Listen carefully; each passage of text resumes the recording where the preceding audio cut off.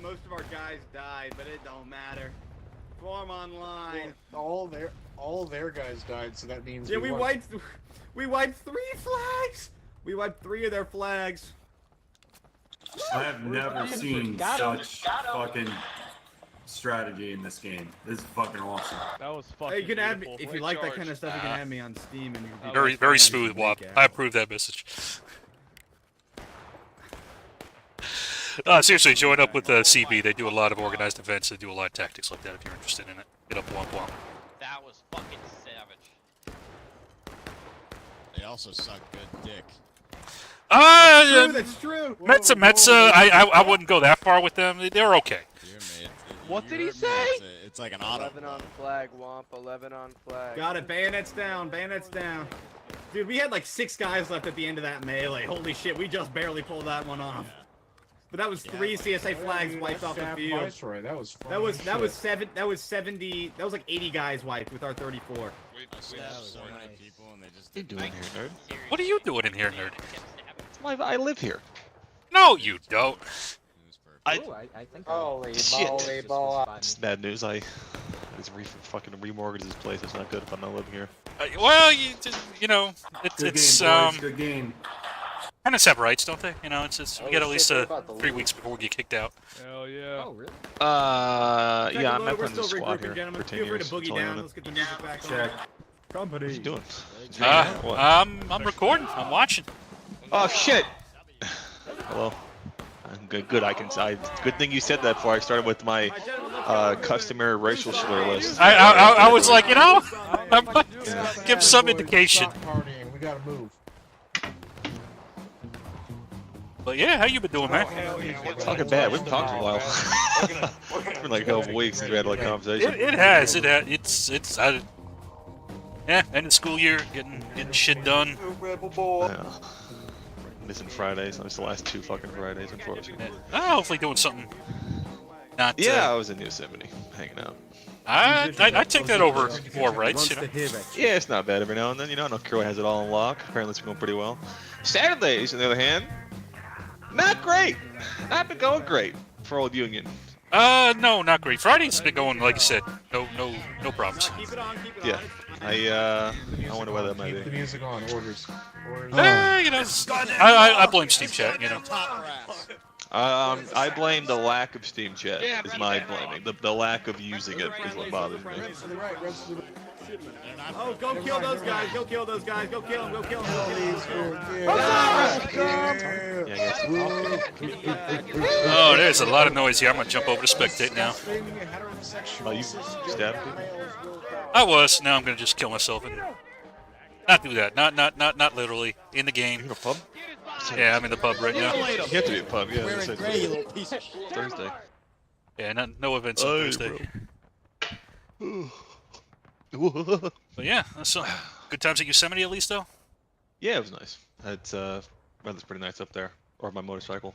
I have friends up there. I got to stay overnight. Couple nights last week because you know they have the space. Thankfully, I live in the park. A couple friends of mine working there. They're gonna give me a fucking sticker for because they don't have fucking cars up there anymore because they've been there for half a year. Not really need to drive from any place. They have buses in and out. So they don't have any cars. So they're gonna give me one of those like they're gonna go get an employee sticker with my license plate. I think Bordeaux anyone here my but watch out motorcycle for into the park for free. Oh shit. Well, that's forever. you don't have to at least pay for that shit then at least, which this shit can get expensive. Yeah, it's $30. It's $30 to get in the park, but it's for 3 days. So it's really $10, but it's at the bottom. You have to spend $30, and you can stay for 2 days if you want. Or it's $80 a year, which is a really good fucking deal. $80 a year if you're in that area is fucking wonderful. It's man. insane. It's insane. Yeah, and the parks in California are fucking phenomenal. I want to say I pay $30 for Kansas, but it's not much. A year? Yeah. Yeah. But I mean, there are some nice parks in Kansas, but nothing, you know, compared with Yosemite. West Coast is where we have it all, baby. We have so many forest national parks in California, and then the West Coast in general. It's fucking fantastic. Yeah, nothing compared to what you guys get. No. And yeah, Goofy, you missed some earlier stuff, man. I'm glad I started recording there though. But yeah, no, it's HDC. I think maybe ending soon, and we may go into the season maybe ending. Yeah, I don't see a way out of this, man. The leadership on the union has deteriorated rapidly. Unit quality has kind of gone down through a number of events the last couple months, and I don't see a way out of it. Not to mention we've chucked HD in the Confederates too, so now they have another big block unit that's fairly confident. So it's looking not ideal. We used to be able to overcome it, but then we've lost key people, and now that becomes probably unlikely. Speaking of key people, hello, Mr. Knight. How are you? I didn't talk with you last Saturday about the events that transpired very long. Hey, Not great. What happened? Last Saturday? Right here. You know what happened. Oh God. Get that flag up. Get that flag up. I can, Knight being a Confederate, leader can tell you. You guys had a culture shock. You guys had a really good tag team though. What was it on Friday? I want to say. Friday? I don't think we played together Friday. I know. It was Saturday. Whatever day you guys tag team was fun watching you guys play together. It was Saturday, yeah. When we was on Conquest the first round, and we absolutely fucking shit on everybody and kept it to a fucking draw because our team was fucking a bunch of idiots. And the second round, Kota, I wish he was in Steam chat because I'm pretty sure I got hood cracking up a few times because I was actually fucking losing my fucking shit. Like, oh damn it, just fucking listen. Now we understand. Now they get it. Now they all understand. It's all haha. Hood gets mad loud, and they come over. They go ah. Oh no, I understand. Trust me, I understand. Because it was funny because my guys were making fun of me in voice chat because they were like, "Knight, we can hear you hot micing through Goblin's mic." I was just like, "Shut up." They're like, she goes to say something in the background. We hear, "God damn it! What the fuck?" Oh man, was that your wife playing Saturday too? Yeah, she's a color sergeant for the 10th. That's right. Yeah, she had some funny. I enjoy her going in for a charge. She has some very choice comments. Shut up, motherfuckers! Your ass! Your ass! Yeah, we have a fucking sound bite of it. Yep. Oh, and then Goofy says he loves you, Mr. Knight. He instructed me to let you know this. Fucking Goofy, fucking ever since he joined like 2 years ago, he was always like, "Oh, Dad." I was like, "Dude, you're like 2 years younger than me. There's no way." Don't. I'm not even 30, man. Yeah, you're old, dude. Get out of here. 29. So old, Jesus. I mean, I've been 30 for several years now, so you know. Well, I mean, let's hang on. I'm like that. I think that's how that works. It's how I choose to approach reality. I mean, you're 30 plus prestige levels. I mean, that's what happens when you die. You just stay the same age, right? You know, so just correct. Getting ahead on it. There you go. No, I'm a month away from being 30 though. What are you gonna get me for your birthday? We're gonna get you for my birthday. Yeah. Let's see. I'm trying to get you a fucking 2-0 victory against the CSA. I guess. Oh, that's not gonna happen. No, that's impossible. That's not gonna happen. I can't do it. Everywhere, dude. Listen, it's so fucking. Every time we play, I go somewhere, I get a ticket lead, I kill somebody, I cap a fucking flag, and then about as fast as I get that lead, someone on our team pisses it away. Every fucking week. They refuse to use their brains. What? I don't believe you. I have fun.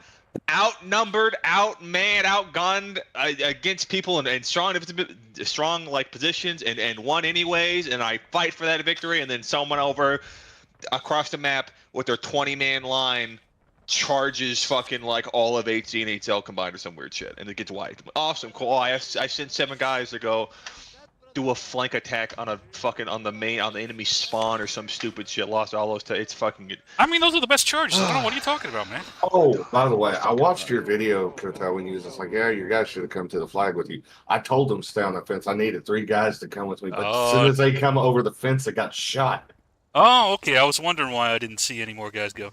Yeah, I was trying to just get a decap group up there, and the rest of the guys stayed back so they wouldn't get immediately fucking wiped when we got countercharged. Yeah, I never have faith in that, man. Always bring twice as many men as you need. The second map was what really pissed me off. I'll be honest. The first map was fine. I mean, with By the way, Danson also says he loves you, Mr. Hood. Huh? Oh, hello, sweetheart. Hover said that I love you too, babe. Oh.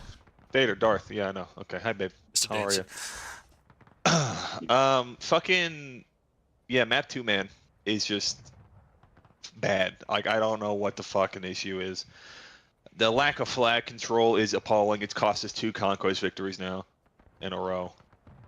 Because people, and I could not. I also specified before the second match or before the last week's battles, keep your fucking flags up at all times. You have to keep your flags up. And the second I fucking, I wasn't literally there to tell anyone anything, they lost all their fucking flags and we lost the game. There was no recovering. After I fucking capped the goddamn thing twice, for fuck's sake. Now, to be fought fair, IBB forever.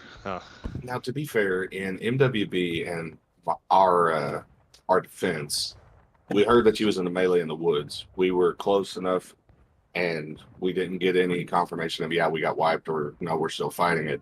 So me and MWB charged into that line, thinking that 40 seconds still in there fighting, giving them hell. Come to find out, I hear Hood behind me screaming, "What the fuck is going on?" Yeah, I was just like, "Oh, okay, all right, well." I don't know what, from my point of view, I remember Killer saying, yeah, we're in the woods, hey, we're in melee, hey, we got wiped. I don't recall Killer saying that in Steam chat. He told me that in Discord. He was like, oh, we're in the woods here, oh, we got wiped. I went, okay, well, that's fine. And then I hear over Steam chat, maybe it's not the way it happened, but I heard someone go, there's a big help, we need help charge. And I fucking go, what? I'm like, it's a big melee. And it was someone from like, I don't know who it was, MWV maybe? I don't think it was you. I would remember that. Somebody I didn't recognize immediately was like, oh, we're in a big melee. Everyone charge right now. And I went, okay. And so I get up there, finally. I'm my half of, Killer's up there with like half the unit. I was coming out of main with half. And then I see the big fucking melee, and it does not look good. I don't know how. I'm like, what the fuck was the plan? But I guess there was confusion. I don't know. Yeah, there was a breakdown of communication real bad that second round. Yeah, no, it wasn't great. And a lack of coordination. After we lost those flags, there was not, I don't think I saw one single organized attack. I'll be honest, I think that was the most one-sided one we've had yet. Yep. No, it was. It was. I tried my damnedest to try to, because Hood went back over towards A, and I was trying to organize all the other units to try to do a counterattack against B. And it hit. 3 different spots hit. We was wiping them. We got over the fence, and all of a sudden, somehow, we lost the fucking melee. And I looked, because I swung back in on flag, and I heard somebody, I didn't get a name, I didn't see who it was hollering, just hold here on the wall and just shoot at them. I was just like, we're dying, get over the wall! I remember that. I remember hearing that, because I was fucking up there fucking fighting IVB. I'm like, something bad's happening. I'm like, guys, IB's over here. You should have, it's not like you're outnumbered. Not by much. You could probably do this if you tried. They did have Buck and Bow, which didn't help, but that's the benefit. I mean, it's not like it's impossible to overcome. Well, it's a reason, but not decisive. It's not the reason. The reason was that our team could not fucking get their shit together. Yeah, that might be a difference between some fights, but it was a tough fight, man. It was not even. It wasn't even tough. No, it was. No, we wasn't tough at all. When I fucking shit stomp. Tough is a polite way for me saying you guys got your face kicked in. No, we got fucking stomped because again, I honestly, if I watched the video, people just run around getting wiped out individually by themselves doing weird shit. You know what I mean? No cohesion. It seems like you can't do that in Conquest. You really have to. It's impossible. Now, did you guys plan? Now let me ask you this, because you had this really cool 40-second went on the first map, 40-second went to the far left, TV went to the far right. Then Rick's went in the middle. Was that planned? Yes. Or was that? Because that was really. I didn't even see them going there, and that worked out beautifully. I'm like, Rick's have a job for you. He's like, what? I need you to go fucking decap the point. I'm gonna go up right because they freak out when they see me, and then the rest of the guys go down their left side. And he did his job, which went really well. I wish we could have kept it down longer, a little bit, but. You can't really keep it down though with that many men. It's and on that map too, so it's hard. We'll see. Whenever Hood said, "Okay, Rich, go to point," I'm going right. I got everybody except I think MWB to go left with me. I think 9th Corps went with you. I think because that's when they went in the middle-ish, something like that. They were. Yeah, I think they were trying to help Ricks make that push and. I met 83rd in the woods, and they were getting ready to pull back, and I said, "No, come with us, come with us." If I would have had just a little bit more ass, I could have really disrupted that whole damn right side of that Confederate line because we charged into a pretty big chunk of them. Was able to get pretty damn far before we got wiped, but Yep. it is what it is. Yeah, it was a good move. I mean, it's, you know, but again, he got pissed away again later because that's the way it goes. Sometimes it was our fault. Sometimes it was just, you know, bad luck or good tactics by the Confederates. But I feel like the first map was a lot of all right, cool, we wiped somebody. All right, cool. Hey, we also got wiped someplace else. Awesome, thank you. So everything is pointless. Right. It's like, oh, never Well, I mind. mean, I mean, from what I understood, I mean, a draw was not. A draw was worse. fine. A draw was fine This- for you guys, from what I understood. Absolutely. What was the intended outcome was to at least draw and not lose. The second map, we were like, well, listen, let's get aggressive and kill somebody. We were full fucking peace, and that went horribly immediately. No, it was just no coordination and cohesion, man. It's like the second I leave anywhere, everyone forgets how to fucking think for themselves. It's infuriating, honestly. And I understand you know, how you feel about that now. Yeah, and I mean, you know, I want to say no offense to my allies. Some offense to my allies. You guys used to be fucking rock solid, a lot of you, and then I guess the key people aren't here anymore. And there's this is why I talk about people. You know, why the 42nd I think is different than a lot of units. Our fucking chain of command exists for an actual reason, and it's not just because, oh well, I like this person, or hey, he's fucking been here longer, right? I'm not around, Kilroy's in charge, and Kilroy can do just as good as I can. If Kilroy's not around, Jacobson, first sergeant's right. He's also pretty fucking solid. Buford's around. They all do stuff. The second certain units lose their key person, it's like they're not the same people. It's insane to me. It's like night and fucking day. Now we have fucking like there's nothing left anymore because we lost like 2 or 3 key people from certain units, and now it's like it's not the same fucking units. It's like starting over pretty much. It's very frustrating, and I wish people would take care in making their units more about quality over fucking seniority prizes. But that's just, I mean, I can't control everybody else's fucking units. But it's rough, man. It's rough right now. So many good units that I seem to have fallen from grace from even earlier in this campaign. We were fucking doing fine. Outmassed, not outnumbered, but outmassed by larger Confederate units. We could still coordinate well enough and win most of the time. And now we can't. And the only that's really changed is that we lost certain people. Yeah, I mean, it really kind of. I didn't really think it was honestly that bad until that roulette lane match, where. Mm-hmm. Oh, well, I mean, it was a great experiment. I mean, horrible going through it, but you know, it was you saw it. The 2 strategies, virtually the same population, but it operated so differently. Yep. Yeah, because we on the CSA side when we attacked roulette, you know, we did the wall, you know, the whole team charged the wall.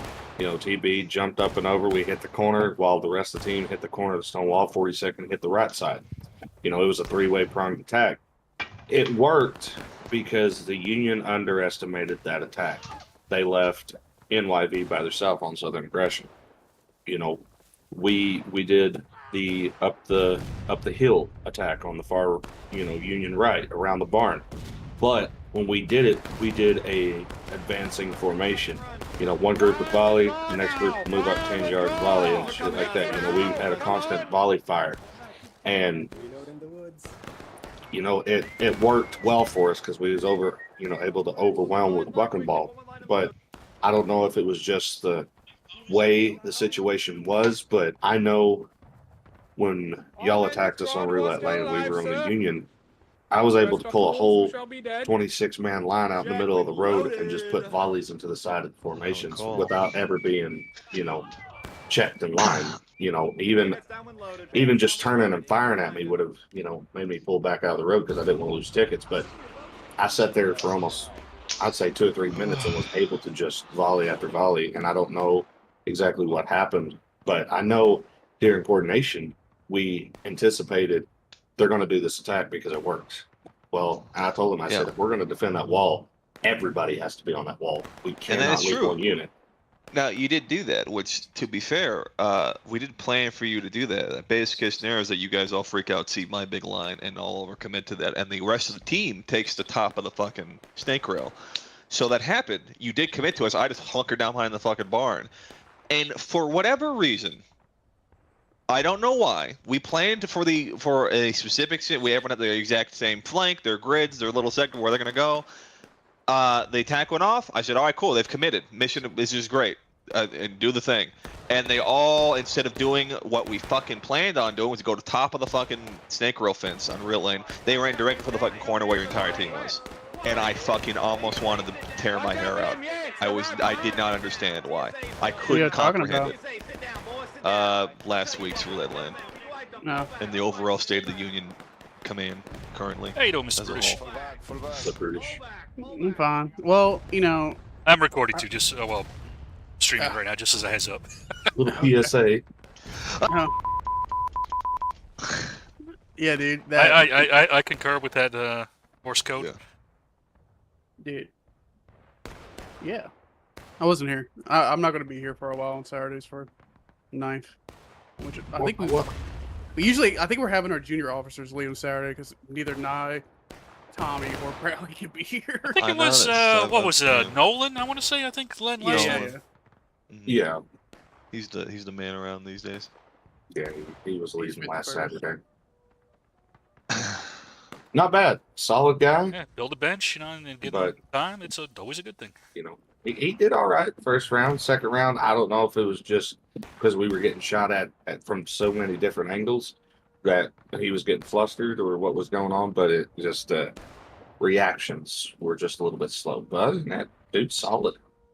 Yeah, on 9th Corps under Nolan's once per often, you know, poor fucking 83rd under whoever the fuck happened to be in command that day. They are not the fucking same, man. It's depressing, honestly. They Yeah, because I I don't mean, think Caddy they and don't talk Tiberius that are much, pretty yeah. smart guys.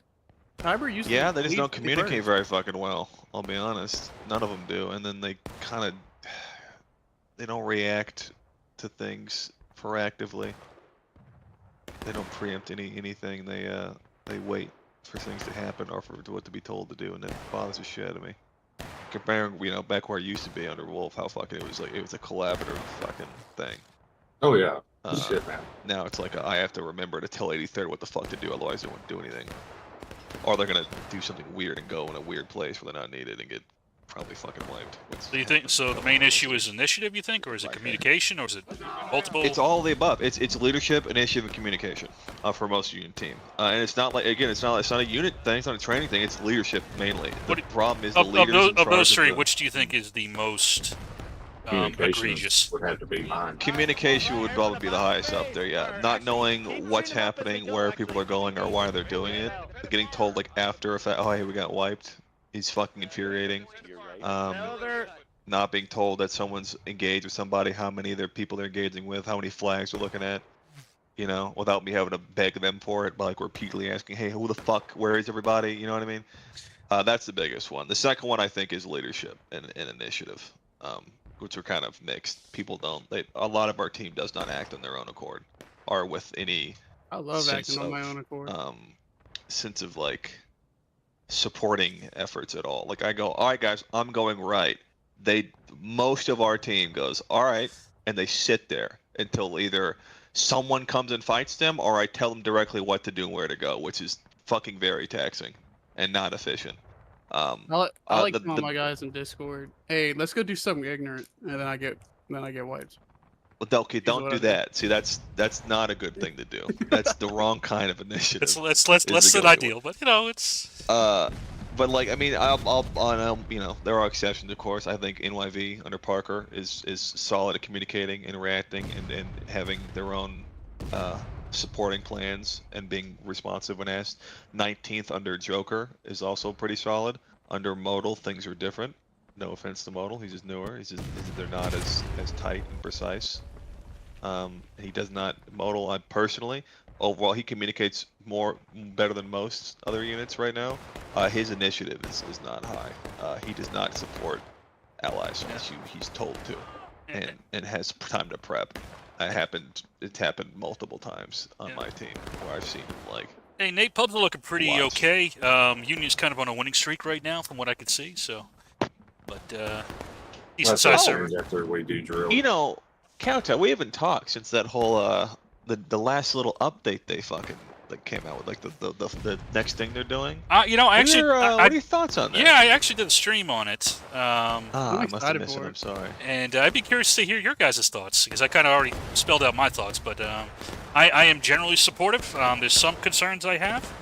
I really hope there's not a kill counter. If there's a kill counter, it's fucked. I have seen discussion about that, about a kill counter. I would like it to be a unit-based kill counter. But overall, That's so cool. my point is this. I think while it's good step forward, I think it's fucking cowardly and very shitty of these goddamn devs to now fucking do. They have talked multiple times. How many you get screenshots of stats, we don't want to do stats. We're not admins, we police your own shit, right? And all that type stuff we asked for, like company tool stuff. That went out the fucking window. Especially last update when they had the 5-second timer. There was like nah, too much red stuff, too many fucking elitism in the community for regimentals. Toxicity's not our problem. Company tool isn't really a priority right now.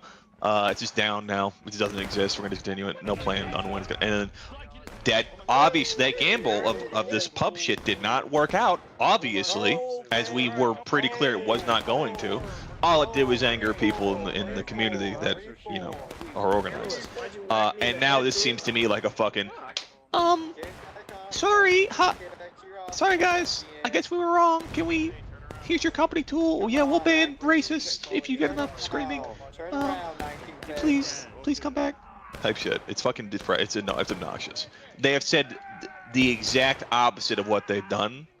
Now they have said they were not going to do not more than a month or two ago in certain cases, especially about toxicity and racism from devs, like main devs, trustee and the like. So I find this fucking, quite frankly, conniving and a little cowardly. That's and interesting. left a bad taste in my mouth. Yeah, that's just my thoughts on it. I think it's over. It's a good update. If I want to get into not a conspiracy, but if I'm going to do,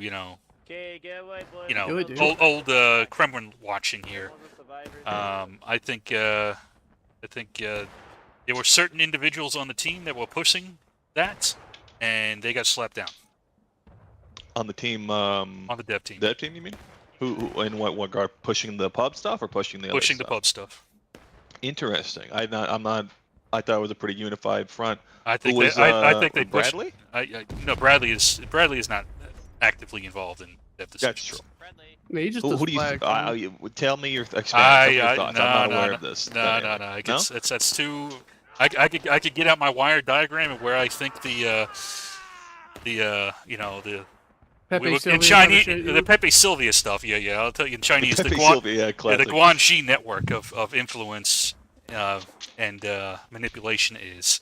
I think this was a great leap forward, and I think they've realized they had to reverse course a bit. Too many peasants were dying, because they were burning all their shit. And I agree. I think they fucked up, but I didn't think there was a. I kind of thought they were all in on it, and they all fucked up. That was like somebody was like, "Hey, maybe we shouldn't do this." I mean, to me, it seems that there is different lines of effort for development, and I think different lines get funded and get resourced based on what they think. Okay, this can work from a business perspective.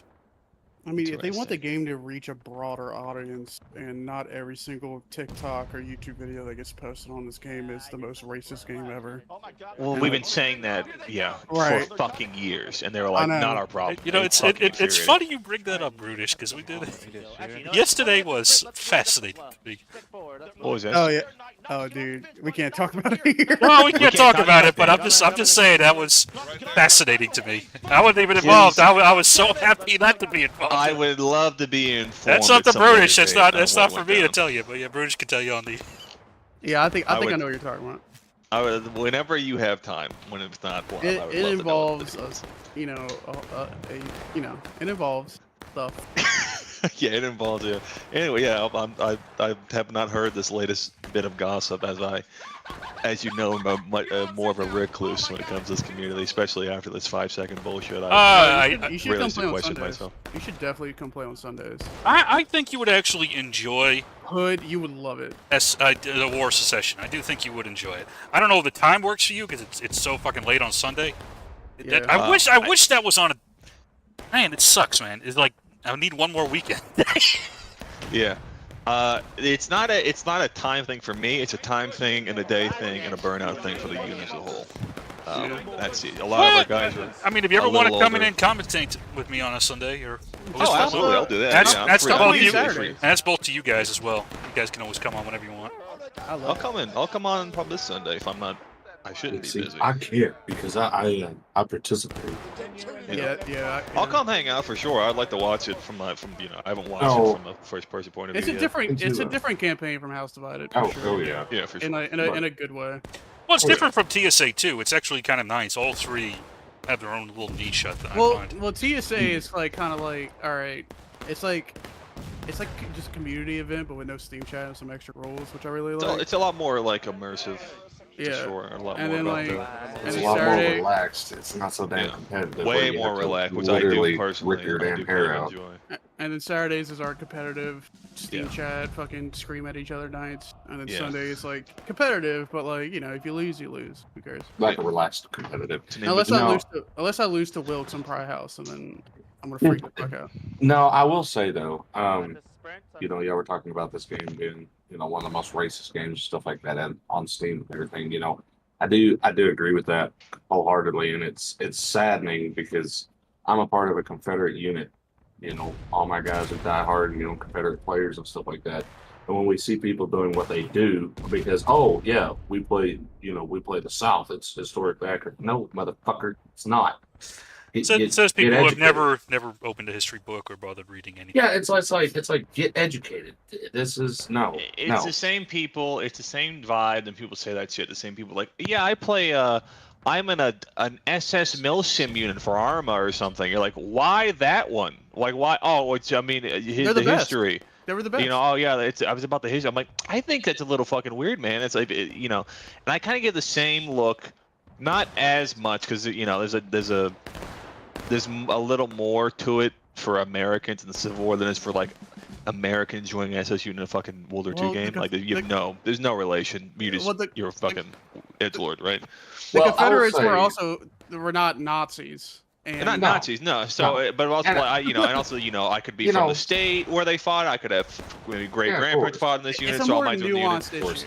Well, it's I not would as say, like but there's still a lot of edgelords that join. I've got family, that grew up. Unfortunately, there's not in the. See, now that we get into memory versus history, the memory is when we're talking historical memory. Oh, now you got me on my fucking thesis shit here. Hell yeah, dude. So memory, when you're talking about in history, is your perception of the past, and not within a. How do people view the past? So when people say, like your example was a perfect one earlier, right? People say, "Oh, the South was this way. This was how they talked." No, there's no. That's just within the perception. There's no desire to actually look at any letters of the time, any dialogue of the time. It's just assume that's what it is, and that's how it exists in the popular memory. There is a lot of overlap, unfortunately, between Nazi Germany and the South and the Confederacy, when the two would not really get along at all. There were a lot of Jews in the Confederacy. Oh no. Yeah. In high levels of the government. Yeah. Well, and my thickness is, and I will say, and a lot of people probably look down on me on this, whatever. I had family that were, in Nazi Germany, during that time period. But the thing of it is, though, is looking at it from the time that the war started, the German war machine was better equipped, better advanced, better trained than almost every military in the world, aside from the RAF, and then the Royal Navy and shit like that. But as a massive blob, the German war machine was basically unkillable at the time.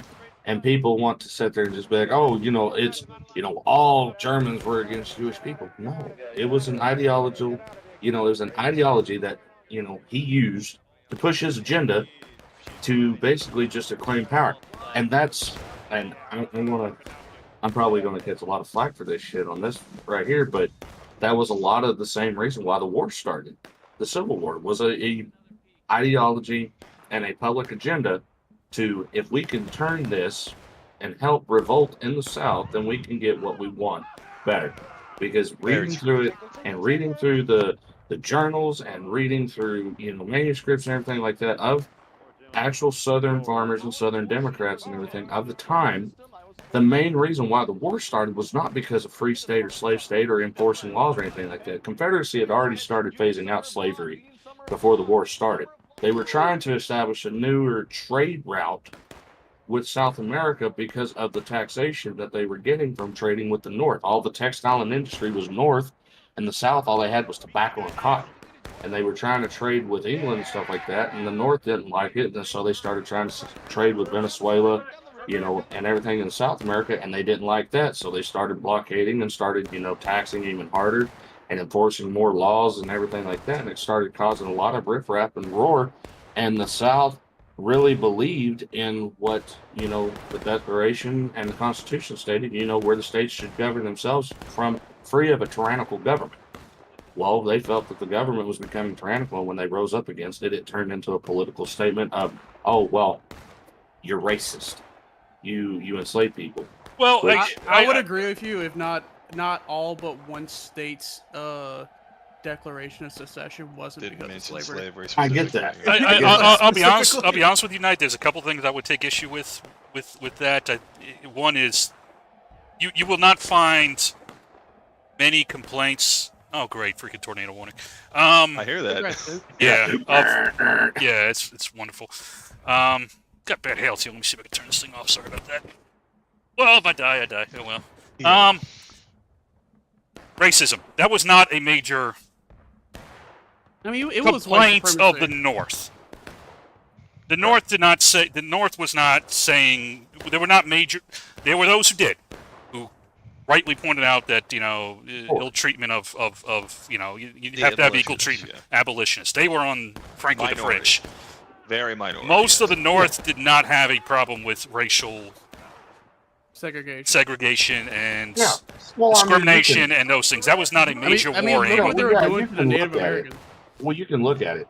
The rate of slavery in New Jersey was higher than some of the southern states as a whole. Depends on what years you're looking at. To be honest with you. Well, yeah, of course. New Jersey kind of changes once you get to the 40s and 50s. Yeah. As for the tariffs, tariffs are very. Yeah, I was going to say the moral tariff. It's funny. It's bullshit. Well, would not have got passed if you had stayed in the union. That's my yes. The more and in fact that was offered as part of the Clinton compromise. It was we'll get rid of this tariff and we won't do it. And that actually worked in 56, 57, and they actually lowered the tariff rates in 56, 57. So they were actually at a lower tariff rate when you had secession. Now the Republican platform did say they want to raise tariffs, but at that point the tariff rate hadn't been raised. So it was the threat of the tariff being raised. It wasn't that the tariff had been raised. In fact, it had been lowered in the 50s compared to what it was earlier. Yeah, and I agree. And I agree with that. And not to throw anything on you. I just no. And also, I many understand. Southern leaders were definitely afraid of ending slavery just because thought that black people would rise up and overthrow them and you lose all your money, right? That was a very major concern, that was driven, and part of it was driven intentionally of propaganda about it, but specifically, Haiti was considered this fear of the Haitian Revolution coming, and then Nate Turner came in there, and it was that got blown way out of proportion in my view, and kind of got used as this, oh my God, we're all going to get murdered in our beds type of thing, kind of a bit of fear mongering on that piece. But that was definitely a piece of it as well. I mean, I think one of the declarations of secession directly referenced John Brown's raid as Oh well, John Brown's was hugely poorly executed. Well, it was poorly executed, but it was used again as that excuse, not excuse, but it was I guess excuse is the right word. No, yeah, I mean it's like, hey, look, it's real. Yeah, right. Look, they're coming down here. He came down. He's fighting people. He's killed a bunch of people. Right? He's got a bunch of, a handful of. I don't think he had a lot of black people. He had a couple. I don't. It was like 20, I think. His plan was to go free every slave and arm them, but he had to go to the armory first, right? So he had a couple black people, percentage-wise, a few, maybe 20 or so. Yeah, and you had violence. The town of Harper's Ferry. He did. And become friends with everybody. Yeah. And I mean, the Bleeding Kansas had violence over this, and we're talking several hundred getting killed. It was a very violent.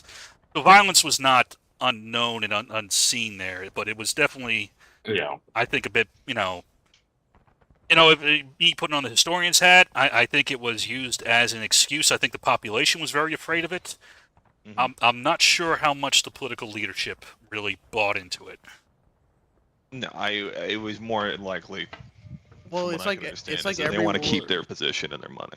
It's like The every US would war, do that is to it's keep every war in slavery history. The upper class using the lower class to keep power. I don't want to get So- super. I'm not going to get super Marxist stuff. I'm not sure it's every war. Oh, I mean, yeah, I was don't going to know say if that's a Like big statement. 98% of wars. That's a big statement. It's a factor in a fair amount of wars. I think there's a lot of wars where it's like, hey, this is bad. Like I don't want to do this. You know what I mean? Like it's like this needs to happen. even World War War II is a II, pretty good example.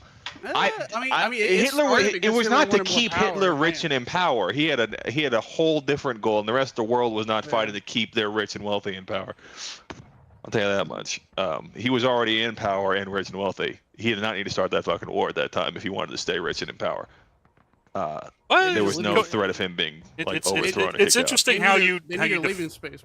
Well, yeah, you get to the Lebensraum thing. His theory, we start as much as you can call it that, was that nations' wealth and capacity was driven by essentially yeoman farmers. Basically the farmland as the cultural base, as the Volk, and they build up, and then that builds up the industry, and so on and so forth. But that gives you the cultural strength of a nation.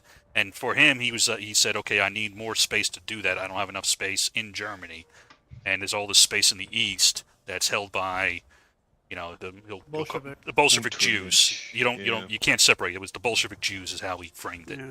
You can't really separate, and so okay, I need to take all that territory. Although Stalin wasn't very fond of the Jews either. No. He wasn't, He did not. But Hitler specifically, which again makes the whole Molotov-Ribbentrop Pact a fascinating thing. But it's talking to Tankies about that blows my fucking mind. Dude, I'm like, hey man, he was allied with Hitler for like 2 years during the war, right? They go, no, he had to. I'm like, no, he believed it entirely. He did. Dude, he was caught off guard completely. He was not. There was no long-term plans.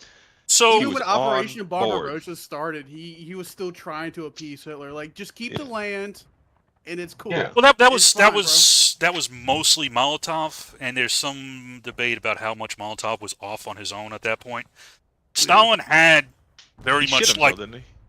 Yeah, he had a he was very nervous when things started going sideways, but we're talking a little bit before this. He went to his summer home for like a week and drunk himself into a stupor.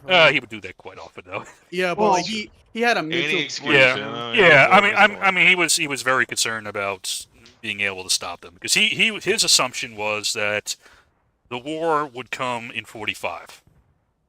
He was working off of that planning assumption that Britain and Germany would continue with America supplying Britain. And they would just stay at loggerheads until 45. Hey, werewolf. Yeah, dude. Well, like at the end of Barbarossa, I just looked it up. 800,000 Soviets were killed.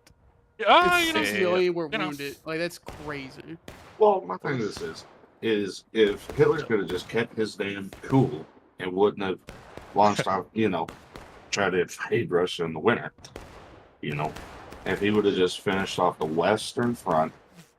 Got it completely secured, got everything done, reorganized, and he would have pulled out of Africa. Dude, listen to this. Yeah, if he didn't fight World War II, yeah, I guess so. But at that point, I always get nervous with that. It's the problems he had in the West was he had, everything's Battle of Britain, and that was a big thing. Very important, but shit kicked in. Even without it, he didn't have the landing craft and the logistics to launch an invasion. And once the U.S.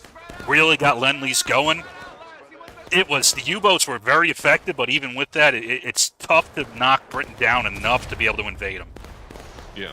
Well, it's two things. A, if Rommel wasn't on fucking vacation during D-Day, and then also if he didn't listen to Goering and didn't, think that Luftwaffe could take out the expeditionary force at Dunkirk alone. Dunkirk, yeah. I mean, there's a lot of us like that, but Yeah. at a certain point with the two, you like if even Rommel was there, it would not have stopped the invasion. Well, There's the too problem much with ass. that gets brought up, but the problem is you still have the command and control issues. Rommel did not have Yeah. release authority of the reserve panzer divisions. So even if he was there, could he have convinced Hitler? Maybe. I mean, he kind of didn't Hitler not like Rommel because he was so popular. Oh, he loved Rommel early on, but then he. Yeah, he loved him early on because he was smart and everything like that. Winning. He was He stomping taking shit and ass. all that, yeah. Well, And he was. Keep in mind, Rommel was his military attaché in the invasion of Poland. Yeah. They went in together into the Hell Peninsula, and total mad fight there. So they knew each other very pretty well. It was not like just some random general. He knew Rommel very specifically. Yeah, but anyways, I mean, all this points to the point of that the wars aren't always fought to make people rich. Hitler was not I need this so I could get rich and stay in power. He had a whole ideological base for it, and that's why he was for it. Which is the same. It's half the reason Civil War started. It was I want to stay rich, but how do I convince everybody else to do it? Oh, I'll just lean into the ideology of a thing I do believe as well is the serval insurrection idea, and use that as a cudgel to get people to Now this is help a me bit of a out. revisionist take, and I'm not a Civil War historian, so I'm a bit nervous advancing it. But I don't view it as nearly as intentional as people make it. I think it was a lot of, Oh yeah. There's no. oh, way we're gonna they do got this. that. Well, you did this. Oh, now you're doing this. I'll do There's this. a lot of finger pointing. You mean the Civil War itself or the reasons for it? The reasons for it. So after Lincoln's election here, yes, it was pretty much set that South Carolina was going to secede, but there was not a guarantee that that would necessarily lead to war. I don't think in many people's minds. There was that possibility, but it was not a for sure thing. And not that the states would take the positions that they did. No, true, but I mean, you got to keep in mind, like up until the actual shelling of Fort Sumter, there was not a hand raised to the South. And they were taking over forts. They were stealing armories. They were raising militias or whatever. And that's kind of my point. Yeah. Is that it's contingent on the Buchanan administration taking the policies it did. I think it was not. That's not. I think they're mildly separate. I think it was a bet. They're like, well, they're not going to actually come down here. That's just not worth it for them. Well, that's what I'm talking about. Buchanan, was very loose on it. He said, I have no right to do it. We're not raising troops.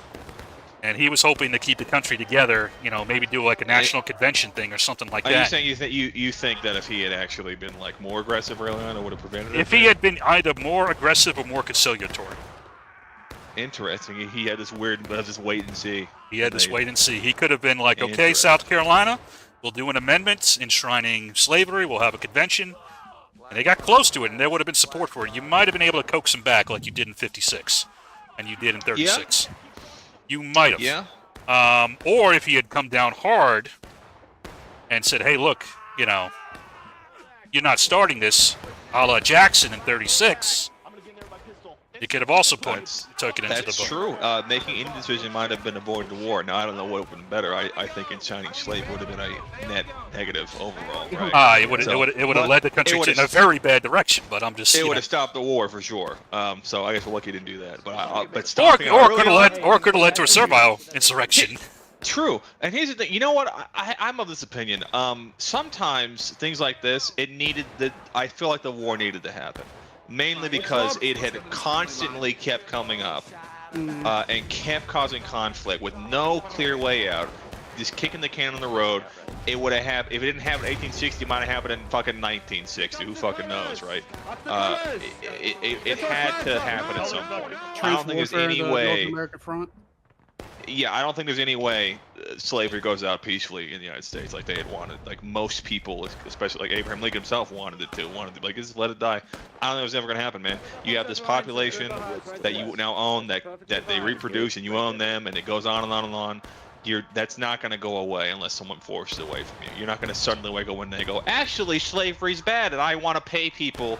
I want to, divest my wealth and give all my ideological upbringing, right? It's literally like the amount of money that these people would have lost would have just made it like inconceivable to them to do. Yeah, and then also you're acknowledging, okay, Yes, blacks are equal to me now. Which is not think at all. Unthinkable. At one point, I actually did the calculations. A slave does not become profitable until a male slave, assuming.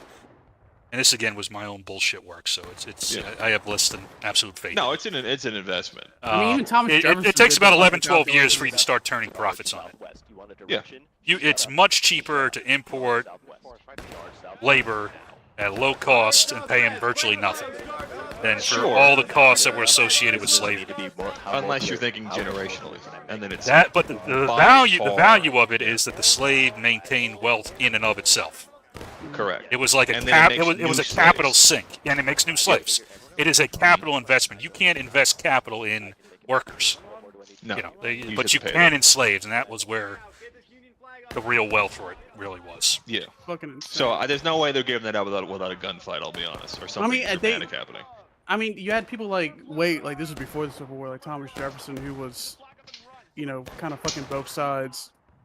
Hated slavery, thought it was like abnormal to God, but also owned slaves. Kept slaves, because he's a people like are a weird, lot. man. A lot of people thought, especially in the South, that it was an evil that was ordained by God, that the black people were.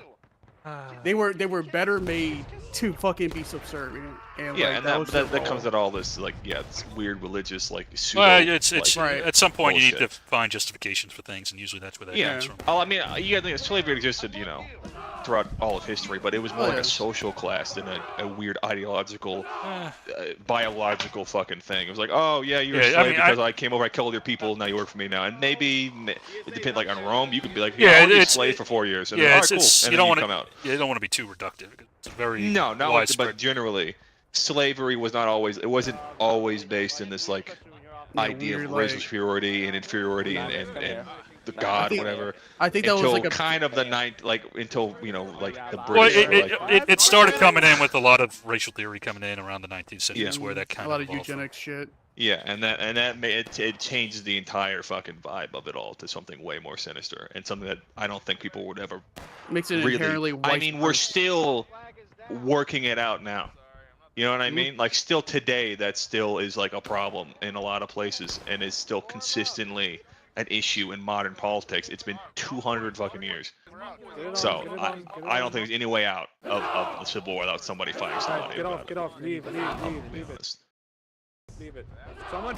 And we're lucky it happened as early as it did. I'll be honest, because we would have been. I mean, it took 100 years after that for actual civil rights to happen. My grandfather was alive before he had fucking civil rights. You know what I mean? Well, even with my father was born in a time where just at 1963, right? The year Martin Luther King was shot.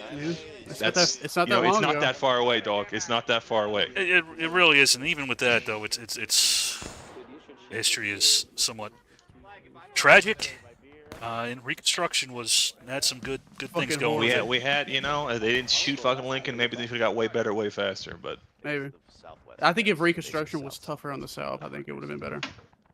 It would have been if Lincoln would have been alive for his presidency. The other guy was. Well, that goes back to Johnson was. Was everybody back in was Johnson was very. Again, you gotta have Johnson and Buchanan are both in that same kind of mold. I think it's insane that the people who led the Confederacy and who were founding members of the secession movement were just allowed to remain in power after the fucking war. Remain in power is wild to me. I would have. That's crazy. It. Hey man, fucking just forgive and forget. Let's just get past this bullshit. I'm not opposed to that, but letting him back into power is insane. I hate to tell you, that's usually what happens in most wars. Oh yeah. Oh yeah. No, I know.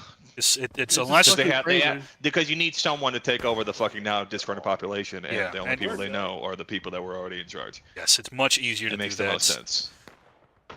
As long as you keep a tight rein on them, it's fine. But the second Lincoln dies, that rein is now loose again, and they're like, "Oh, cool. All right, well, fuck. I'll just do it in a non-way. I'll just do it in a legal way now, and keep some semblance of what I had going."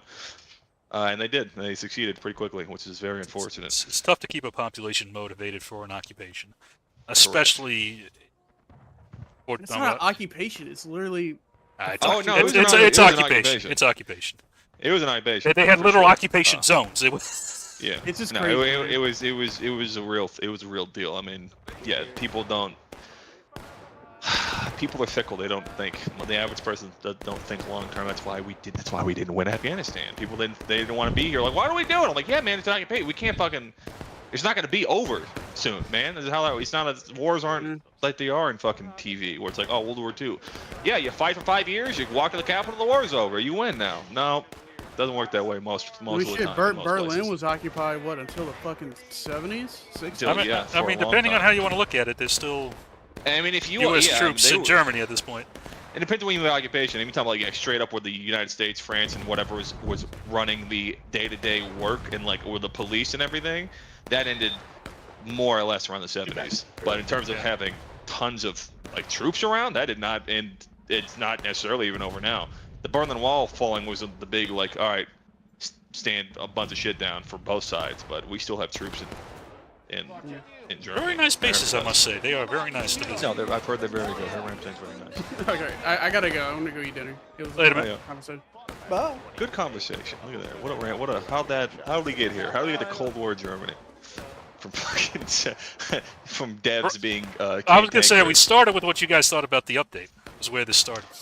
The update's fine, objectively. It's fine. It just the motivation behind it make me disgusted at these fucking fickle dog shit devs who do not communicate anything they ever fucking do, no plans, and they have now gone back and forth on what they say is even possible. Toxicity, like banning toxicity, asking that for years. They're like, can't do it, not gonna do it, not our problem. And then as soon as this 5-second thing went out, and it all kind of went to shit, and the idea of the toxicity thing got brought up again because like, well, we're getting a bunch of new people and they're seeing the racist shit and they're not staying, which has been our theory forever. That went out and they went, oh, maybe they were right. Maybe they were right the entire fucking time. Maybe the people that play this game every fucking weekend for 4 fucking years, 5 years, whatever, were right. No, you know, it's you guys don't know what you're talking about. Yeah, I think they're I think this is overdue, and something inside of me tells me they're going to implement this in the worst possible way. I mean, it's we'll see. It hasn't even been implemented yet, so it's hard to I know. see what the timeline is, when it comes out, how it rolls out. It's funny because I mean, like even before the toxicity thing, there were people like, oh, I would love a stat of how many kills I get, or whatever the fuck. Which I never agree with. I didn't want that either. But the devs were like, nah, we're never gonna do that. It's not gonna happen. It's not our fucking thing. It's not the vibe we're going for. And then here we are again. Actually, guys, haha, we'll give you KDs now. Okay, so nothing you say means anything. You have no fucking morals, no principles, no standards. You'll just say whatever you think is gonna get you the most amount of fucking bullshit, or maybe the least amount of work for you at that moment, right? I mean, they were not ambiguous about the toxicity thing and the stats thing ever. You can find the screenshots. Hard nose, hard nevers, not our job, not gonna happen, not our problem. And here we are. Oh, hey guys, all the shit that you want, that you've been asking for, that we said we can't or won't do, we're doing now after this fiasco. I find it very fucking duplicitous. But you know, that's just me. I've been growing much more cynical over the whole situation these last couple months. What? Yeah, you know, because it was fine when they weren't doing anything. They were kind of leaving everybody alone. It was like, okay, well, nothing's happening, but the game's fine by itself. But now they started meddling. People got more heated, and that brought to forefront all the other stuff they haven't been doing these last fucking couple of years. There's not been a real substantial update to this game in over a year. Like the last thing they did was like that changed anything was just this last update with like wading in water, and before that, a year ago, it was contention, I think. Everything else has been like, we made the game run better, or hey, we have a progression thing, it doesn't do anything, but you can have a little number goes up, oh hey, you have a fucking new fucking blah blah blah, all coding stuff, nothing added. I do love my chart, number go up. Yeah. Yeah, people. Yeah, and I'm like, no one asked for that either, and they're like, yeah, put it in. We'll put this in. I'm like, why? No one wants. Oh, pubs. Okay. I don't know. My only hope is this is a return to the origins of this fucking endeavor, which was community-driven, organized. We want, clans, regiments are going to be the forefront. You're guys are the core of the community, which is where this when the kick started. They leaned on that heavily. They leaned on the average person not being paid, not even not paying for the privilege to be invested in uplift this fucking game, and they have used that for years and years and years to keep this game afloat at all. And then over the last year or so, they've been trying to like turn away from them and lead into this like the idea of you're gonna be like a meme game, like Hold Fast or some shit, where it's good. You're gonna have a bunch of random people that go in and scream and have a good time and make YouTube videos about it, which is not gonna happen. This is not. You didn't build the game that way. And then they try to pivot into it. I guess for money. I guess for I don't know. Maybe they're getting tired of it. There's no reason they don't communicate anything. They're one of the worst dev teams for communication about what their plan is and what's going on. So we can only speculate, but it seemed pretty obvious to me they were trying to, grab a different audience, and then they didn't work out. They came crawling back to the audience that had always been here. I mean, I asked this to other people. I don't think I've asked you yet. That gigantic suggestions fucking thing they have in the Discord. Have you ever seen a single thing on that suggestion? There are hundreds, good ones, bad ones, whatever, impossible, easy ones. Not one of them, I don't think, has ever been implemented in the however long it's been up, a year or two. I mean, I'm not going to claim to have read every suggestion, but nothing comes to mind. Nothing. Yeah, almost nothing. I skim them often. A lot of them are pretty good. A lot of them are bad. A lot of them don't make any sense. Whatever. Not one of them. Not even easy ones. Like, hey, I want to be able to fucking. Well, there was one that was insanely easy to do. Oh, it was a. Hey, yeah, I want a fucking name filter. Like, I want to filter the name that that gets rid of racial slurs.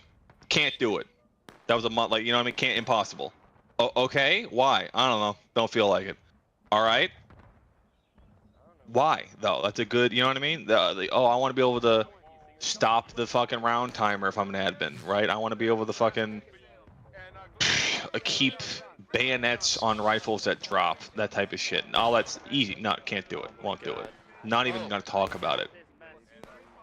I don't know what their plan is, man. I don't know what they don't seem to give a shit as much as we do, which is a weird place to be in as a gaming community. It's very strange. It's a very strange. And I've been getting into was it called Starship Simulator?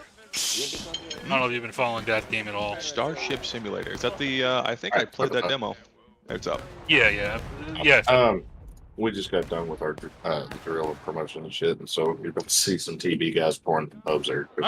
Very nice.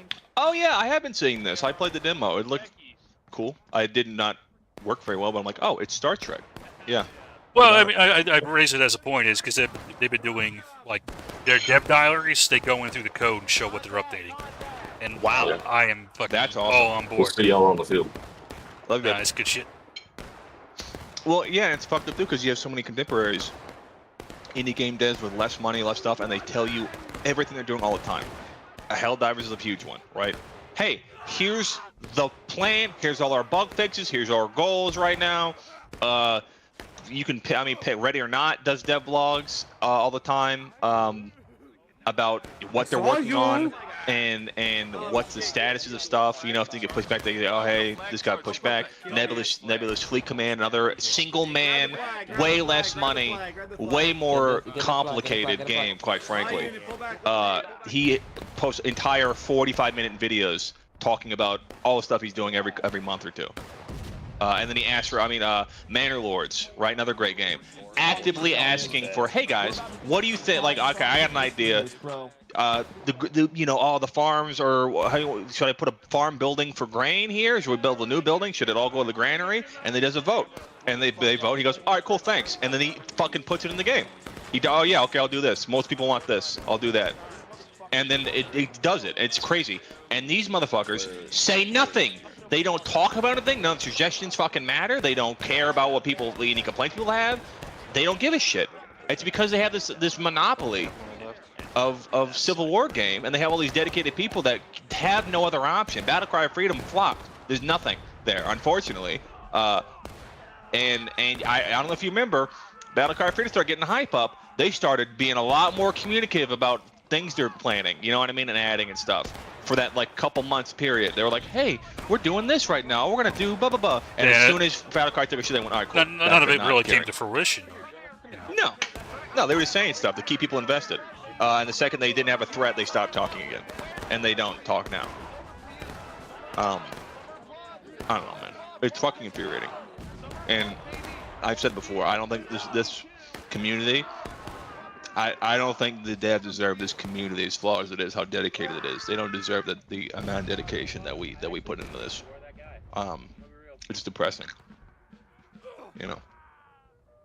But anyways, that's my my mandatory kowtow political fucking state of the community rant. You know, it's a kowtow mandatory, is it? Yes. I have it here in the script that I supposed to at this point. You have a script. Interesting. I mean, you wrote it, didn't you? Oh.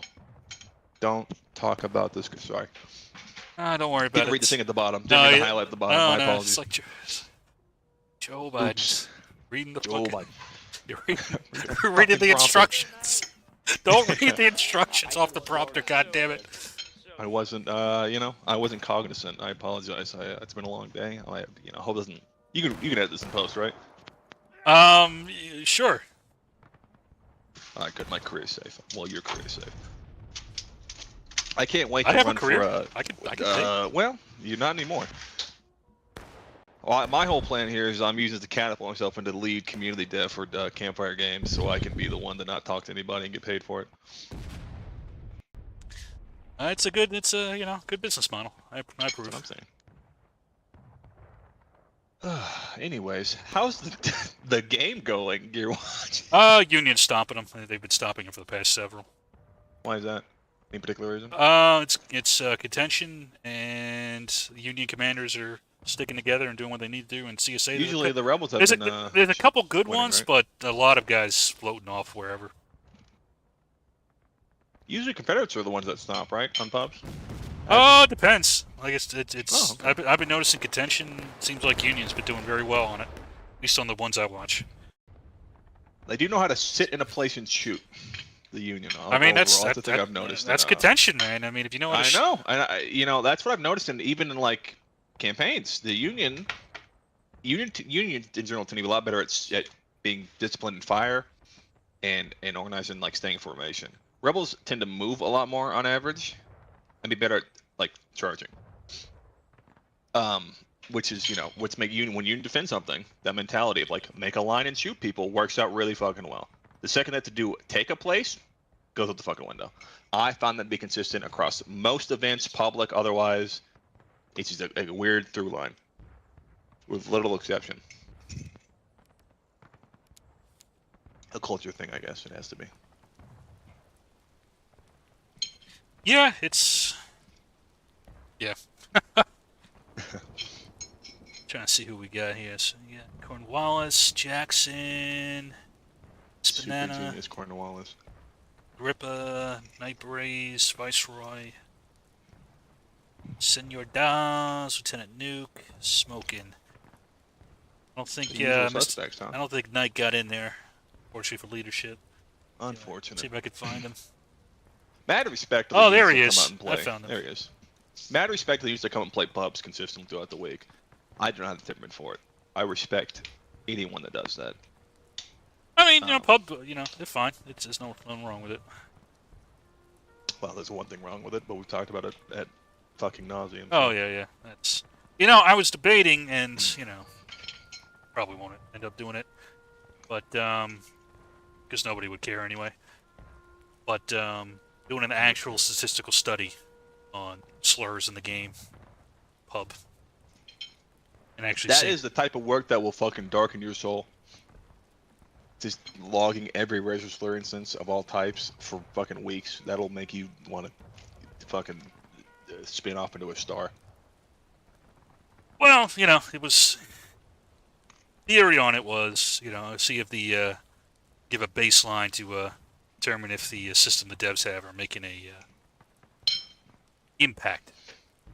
I mean, that would be awesome if they gave a fuck about any like hard data. Yeah, that's why I'm not confident the devs would give a shit if I actually presented them with. The devs don't care. The people don't care. That whole 5-second thing was a perfect example. Here's all the math. Here's the statistics.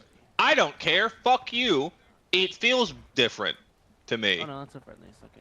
You know what I mean? It's the problem with the masses. They don't care. They're gonna feel what they want. It's gonna be hard to convince them otherwise. Even if you fucking show them like fucking, it's a whole thing. I would love it, but we know the answer. You know what I mean? The only reason we do it is to prove it to somebody that's not gonna listen anyways. No, that's the thing. I mean, it's work that, you know, it goes back to why I stopped doing the analysis on the added lines. Because the people that were convinced were the people that were not doing it, and the people that were doing it didn't care. Didn't care. Yep, it's very true. That's very true. That is very accurate. Because I was like, yeah, I love this. This is great. And then people that were doing like, yeah, I don't give a fuck. I'm gonna run over here. I'm still gonna do it the same way. I was like, but you're costing a full morale state. I don't care. Oh yeah. A full morale state you could have. Yeah, but I'm not losing that many men though, dude. I'm only losing like 5 guys. My guys are having fun. 6 guys. Why am I gonna change up what I'm gonna do? Okay. Oh yeah, my guys are having fun. The rest of the team's not having fun. That's the thing about the community. This is why I get so heated in these events. That people, go like, wow, why are you so mad? Because man, there's 300 people here. There's 300 other people here that are trying to fucking, also have a good time. It's not about you, motherfucker. It's about everybody. You having a good time can cost other people a good time. Yeah, I'm over here fucking sneaking around the woods, independent firing, whatever the fuck, having a good time for myself. Meanwhile, the rest of the enemy team is wiping out the rest of my team because I'm not helping anybody. And I'm not telling them what. So now my team's having a fucking bad time because I'm over here fucking off in the woods doing whatever the fuck. Or I'm gonna do a suicide charge. Or I'm gonna fucking, sit here and do volleys because I don't want to do melee. I want to sit and do volleys all day. That's gonna piss me off. We're not here for you. We're here for everybody. And if your fun comes to the cause of everybody else's fun, that's going to be a problem for me fundamentally. And you're gonna hear about it.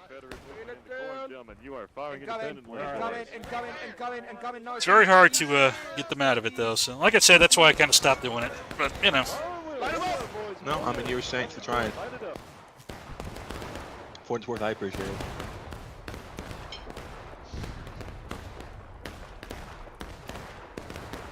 It's a very strange community. It's fucking. Yeah, man. It's a weird microcosm. I think our society is. Oh man, it's very. There's a lot of extremes in here, and a lot of niches, and it's a small, couple thousand community. And even then, it's less than that. It's because only a couple hundred, maybe even less than that, maybe 100 or less, are ever actually doing the talking to each other. You know what I mean?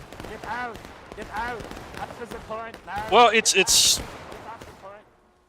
on that, for example. It's this game is built on cooperation, coordination, discipline. Yet there's almost no desire to have it in various aspects of the gameplay. I agree. It's like, think about it, you having to sit here and load, just watching the CSA sneak cap this. I do that. And you Go had nobody get him, guarding. Scooby, what a fucking hero. Get fucked. You just lost that whole timer, now you gotta hold on longer. Yep. Contention, man. Look at this. This is always having contention. No man's land. Just no one can go out there now. Also, 5-second swan timer, if I remember correctly. So no one's moving anyone off. This is gonna be. I bet you $20 this stays neutral, unless something dramatic happens and somebody makes a big mistake. So I would say the Union should be able to recap it because they have an uncommitted unit back there and one As back a rebel here. unity. Oh, I see. If they wipe that unit out and then they swing over, they'll be able to cap it. True. Yeah, if they wipe them out, absolutely. And they should have enough manpower to wipe it, to be honest with you. Let's see. If they ever want to, again, Union does not like. They don't like charging. They like shooting and standing still. Oh yeah, it's true. They don't like it. Because they could wipe. They might even know those guys are fucking here, man. It looked like he was engaging him. I wasn't watching it too. CSA's gonna make a play. Very thick tree. I'm sorry. What were you saying? Yeah, the communication stuff. I didn't mean to get. Well, yeah. So it's. Think about if you're saying I want to be a sniper in this game. You have to sit there and load for 30 seconds. Yep. It went through a pretty shitty site. Yep. It does not lend itself to sharpshooting. Nope. It does not lend itself to that kind of gameplay. Individual action. But you see people love doing it. It's so strange. It's so strange. But why? Why not play another game where you could be a sniper? I don't know. Why play? I mean, that's a problem with these types of games, objective-based games in general, and why they're not as popular. You play any game that requires any amount of coordination. Play some what's popular. Play League of Legends in a ranked fashion, and then not play the objective and see what happens, or do something smart, or play Overwatch and not play. People are gonna get mad at you, but people still fucking do it. They still don't play Counter-Strike. I'm not gonna plant the bomb. I'm not gonna blah, blah, blah, you know what I mean? And you'll get yelled at about it, like we do here. And people still do it. People do not. There are certain people that I like this thing for this reason, and that's it. And I'm gonna keep coming. I'm gonna do what I want here because I like the way. I don't know. I like the uniforms. I like the way the game looks. I like the way this sounds. I like these. I was cool talking big about guns. you specifically, Goofy, and nobody else in this game. Yeah. But that people just don't care. That you cannot convince someone to want to play as a team if they're not interested in doing it. And it doesn't matter what the game's built like. It doesn't matter what it incentivizes you on. Unless there's a reason to force you to do it, you will find a significant portion of communities in these types of games will not play the game as intended because it's not the way they want to do it. There's no logic behind it. They find something they kind of like about the game, and they will do that thing in that game forever, no matter what. You'll have units around it. I mean, sharpshooter units are the... This is why cavalry and sharpshooter units in this game has its bad reputation, because it's filled with these individual types, always, and it does not work. You cannot... You know what I mean? Because if it's one dipshit in a pub match, fine. If it's 20 guys in an event that are all acting like, I'm gonna go over here and fucking do what I want, that's a problem for the team as a whole, and that's when the systemic issue shows up about how much of a problem this mentality is. Because by the way, I don't know if you saw, but Union full wiped them after. I did see that. They did attack them. Well, I don't know, they even feel committed too. I don't know. Maybe I'm misreading it, but I saw a unit sat in that fucking tree line. Yeah, they did. So that's impressive. The rebels fucking fold like white tissue paper because that other unit didn't even go back to help them either. They still had the unit behind them. So they went with maybe a quarter of their team and wiped out half of theirs. It was a very good charge coming through the corn. Well done. But yeah, man, I don't know. It's plagued like hardcore quote unquote games, simulation games, milsim game, whatever you want to call them, for as long as they've been alive. Yeah, I guess it's a very strange thing to me. It's why select this particular game, and like you said, they like the uniforms. I guess. I don't know. I mean, I suppose that might be it. I don't know. It's. They like the game for an arbitrary reason that they deem is important, and that's they don't care about the mechanics of the game, the design of the game. Like, I like the game because history is a big thing, right? And also this offers a unique tactical experience that no other game offers. And where not to be a fucking nerd, but like where training and discipline and drill and stuff, real world tactics as well, can actually work in this game. And give you outcomes that are, somewhat realistic. That's not most people. A lot of people like, because it's a Civil War game, I like Civil War, I'm being a Civil War game. Some people like, because I like big gun that shoot and make big loud smoke noise. Some people like, I don't get shot as often because I'm out here running around like an asshole. Everybody's an Ecker Musk because I can run around and feel like I'm fucking God. I like that Union that's just, do they ever watch?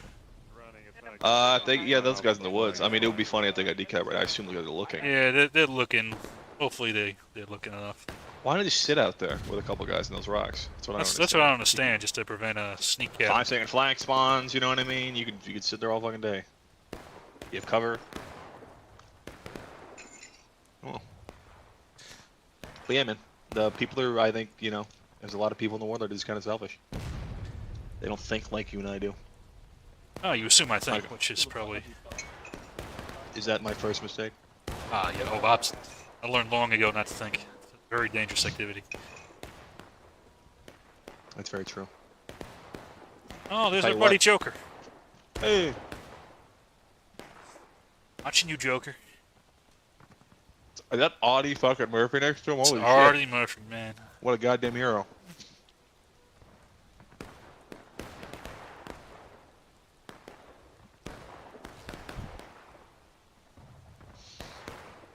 And the Rebels kind of folded, huh? Like I said, Rebels have been shit past several matches. It's not looking good for them. Do something in the fucking water. You guys ready? Y'all better dance. This one's Union's looking alright. Fortunate son. You know, I 5 on 2 out of this formation. you watch more probably than I have, but I don't know if you noticed the change in the meta, because it still looks like a big line. It's just when you sit there and you shoot, and you make one big Well, stretch. contention is not the best one to No. go off of, because that is kind of how it always was. True, that's very true. That's a good point, actually. But like, you know, I wonder if it's been consistent in skirmish, so if our theory has kept up after now months of the change, because My impression of it. Well, here's the thing about it. It works if somebody uses it. Yeah. If you choose to be all fragmented, then no, it won't work. No, of course not. I guess you could opt it as not play that way. But I've seen like very it. few units when you actually mass up and fire lose. Yeah. When you actually do it and you do it properly, it functions right, and the way that ends is through a mass charge. Yep.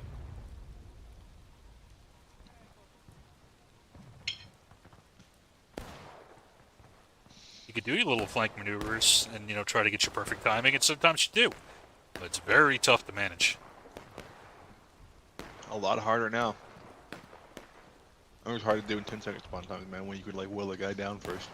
Or, Yeah, as far as contention with the 5-second, I don't really think it changes it all that much. Yeah, contention was really always whoever got there first. It still favors whoever gets there first with the most. It's a very fucking flawed game mode, man. I don't know why people like it. I don't get it at all. I don't see the point. It's a roaming, shittier version of skirmish.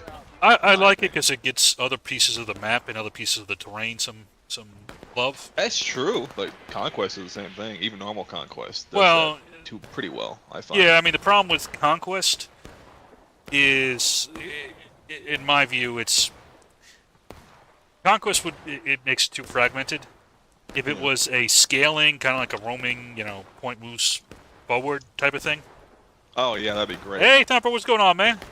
I saw some of TB in there. You know, and the fucked up thing about that too is that game mode has been suggested, and I even at one point in my early on, I hawked the idea personally, trusty, about like, what about a rush game mode? What about, like, we have this game mode in Conquest where it's basically like a base defense thing, and it works well. Like right now, I can prove it to you. It works really well. We have the rules for it. I mean, you could do this and make it better by moving the spawns around and make it a real game mode with very little work. And then, you know, that was 2.5 years ago. So, yeah, man, I don't think they care. There's a lot of good. I mean, this game is begging for a fucking staged objective push game mode, like a Battlefield Rush, or maybe Battlefield 1 Frontline would be even awesome. I'll be honest. If you ever played Battlefield, you probably played Battlefield 1. Maybe you did. No. They had a very good game mode, which they dropped immediately, where, you know, Trench Warfare, right? It's Frontlines. You take an entire sector, basically, by capturing like 3 strong points along the sector. And once you cap that sector, now that's where you spawn, and then the enemy can't retake it. So they gotta fall up to the next line and dig in and wait again, and it keeps. And there's like They even had it in, I don't think you do it in this game, but in that game you had like multiple tries to finish the map. They could stop you on the first attack, right? The first, and you lose the first. You have 3 chances. You lose the first round, right? Oh, so kind of like Chivalry a bit then. Yes, I have played. So kind of, except it's not an overall timer. It's like the rounds end. The round is straight up over, but the match is over. All right, cool. Attack 1 failed. Here's a new asset. Here's like a Battlefield 1. It was like, here's a fucking big Zeppelin. Here's a dreadnought ship. And then you try again, and then you take 3 seconds. They stop you at number 4. All right, cool. Second round over. Last one, get the last 3 sectors, right? And if you don't do it, then the whole match is lost. It's like, all right, cool. Well, you didn't break through the entire sector. You lost the entire match. It was long, but it was awesome. The best game on Battlefield ever designed, and they fucking got rid of it in Battlefield 5, which is unfortunate. But something like that would work phenomenally for fucking war rights. It's historically accurate because it happened often where there'd be multiple tactics in place throughout a day, and maybe the last one fucking breaks through, or maybe it doesn't, and then it's finally over, right? You could do that very easily, and it would keep the game. You lose most of the map. You have a constant sense of forward progression of like micro, like little mini skirmish matches, pretty much, right? It keeps things fucking, fresh and interesting. It gives defenders more of a chance to actually fucking win sometimes. On certain maps, it's like the statistic is something like 65-70% of the entire attackers is going to win outright based on tickets, just because that's the way the map's designed. You can give defenders a little more fucking gumption, like maybe the front line doesn't have cannons, the second line does, has like an overwatching battery or something like that. Maybe it has like a stone wall. I don't fucking know. You can make this a lot more interesting if you felt like it. And it wouldn't be that hard. You don't got to change maps. You don't add new maps. You don't even got to move the fucking flag sometimes. Honestly, some of these maps, they look like they work anyways. You just do it. On a micro scale almost. Like this map alone is not too large to do this. You just have the flags go in a certain order. And then have people go attack them. It'd work fucking fine. It would take not a lot of script work. I'll be honest. On the little I know about game developing, I know it's easy to fucking talk about in the backseat, but you already have the stuff. You have to type out the code to make it work right. This is why it blows my mind that we can't pick what units on a certain conquest map, right? Because they already have the option. It randomizes it every time you play a conquest. The units are randomized. Okay, now let me get a drop-down menu and pick myself. You already have the work done. Let me fucking do the randomization pick now instead of a computer or a number. Impossible. Can't do it. Why? You know what I mean? That type of shit. It's so easy to fucking do. Little asset work, mostly coding, which is what mostly motherfuckers do anyways. And no, stagnant. We haven't had new game mode. It's been what, 2 years since the new game mode came out? Yep. This came out 2 years ago. Well, if you don't count zombies, which. Well, they don't count zombies because I can't play that anymore. Yeah, I was gonna say if I could play zombies, then maybe I could count that as a game mode. But what a weird fucking decision to make, man. All that work in zombies and we can't even play it now. It's like, and you know what's fucking annoying? People just assumed. Here's what bothers me. The community assumed. They go, oh, well, this is probably for horse AI. That was never said anywhere, as far as I'm aware. The devs never hinted at it. People assume, well, there has to be a logical reason they waste all the fucking time on this and then take it away after a week. There has to be. Oh, horses are probably coming soon.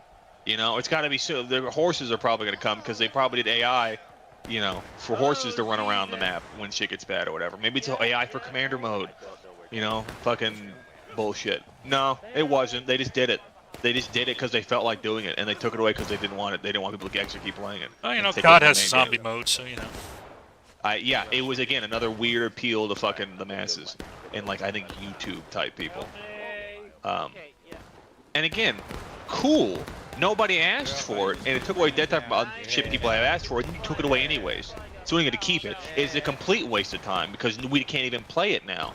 It would have been okay if you might. Oh well, I can play whenever I want. With my fucking, I get 20 of my friends stick around in my unit, go play a fucking zombie match in my server. Fine, whatever. Can't do it. Why? Because they fucking said so? So what was the fucking point of working on it for? There's no point. The only point could have been, oh, I don't know, I'm bored of working on uniforms. I want to make zombies. But then they realized, oh, well, if I leave zombies up, it might take away from the fucking public player base we want to keep, and they won't play the real game. Take that away.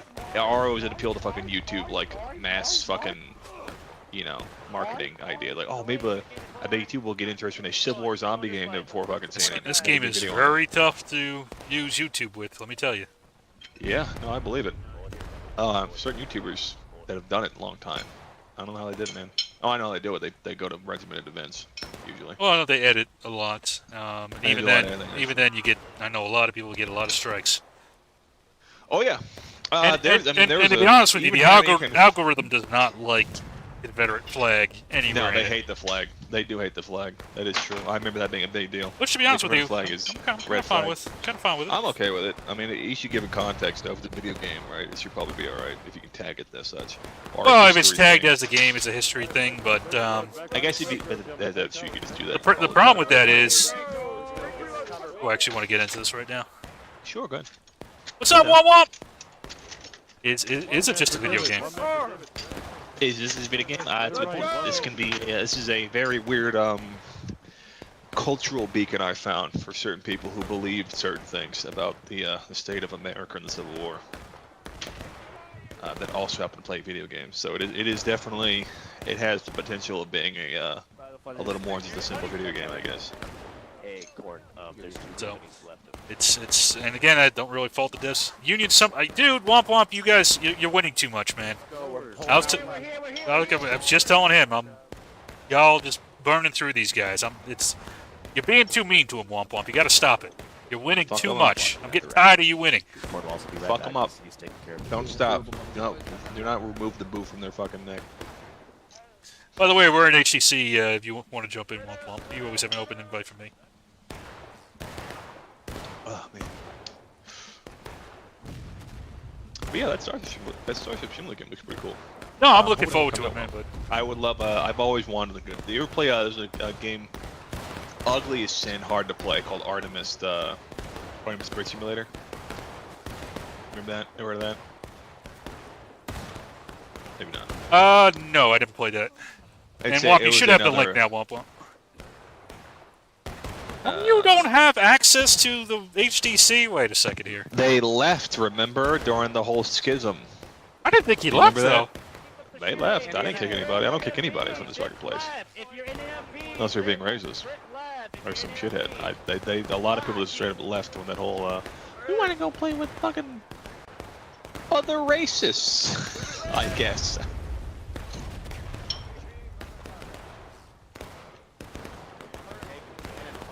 It's not. That's not true. It's not true. 12 VA is racist. See, I got you in Womp Womp. There we go.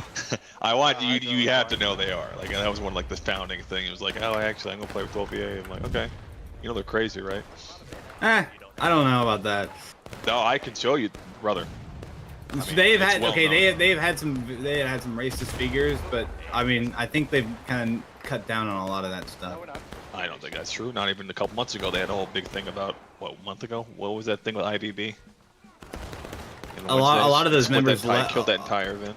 A lot of the members left to form the 11th Mississippi. Get up here, line them up, line them up, line them up, line them up, line them up, boys! European. You fuckers are done for, rebels! The Europeans? Shut them up!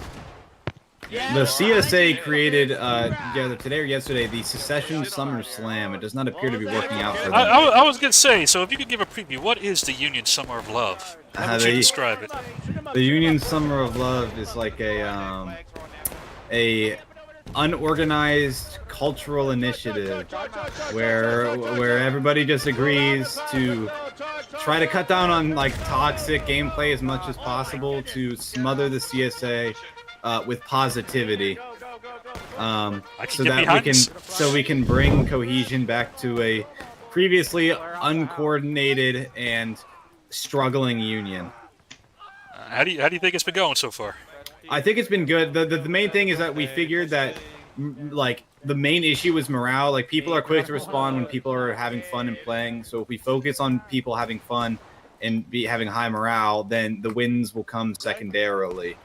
So the more like people enjoy playing on Union, the more likely they're going to stay on Union once they learn how to play the game. The more likely they are to kind of lock themselves in mentally and be quick to respond to orders, and I think it's been working very well. I think the union in the past few weeks, there's been ups and downs. It certainly hasn't been a straight line of improvement, but there's been ups and downs of relatively consistent improvement overall, and I think the union's gotten a lot more coordinated. But tonight it's been a goddamn steamroll, man. It's not a bad theory.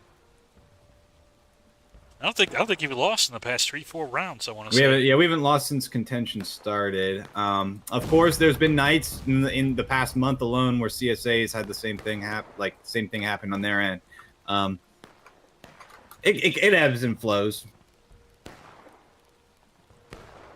Well, at least when I'm watching you guys so far, it's working out pretty good. So. Did you get on the record? What rounds did you get recorded? I started recording after whatever map I was playing with you on. After that one, I started recording. So I think that was Railroad. I think it's the first one I actually. Oh, is that the one where you were playing in person? Yeah, that one I didn't record. That one I was just messing about. Okay. But yeah, it seemed like people were having fun, music playing, a lot of jokes, a lot of. I wonder. I mean, all in good taste. Does it translate to the fucking rebel side? This idea? What of what? This idea of positivity and non-toxicity. So no, they've created a counter movement called the CSA Summer of Hate, and now it has been more formalized, I guess, into the CSA Secession. I gotta CSA Secession Summer Slam.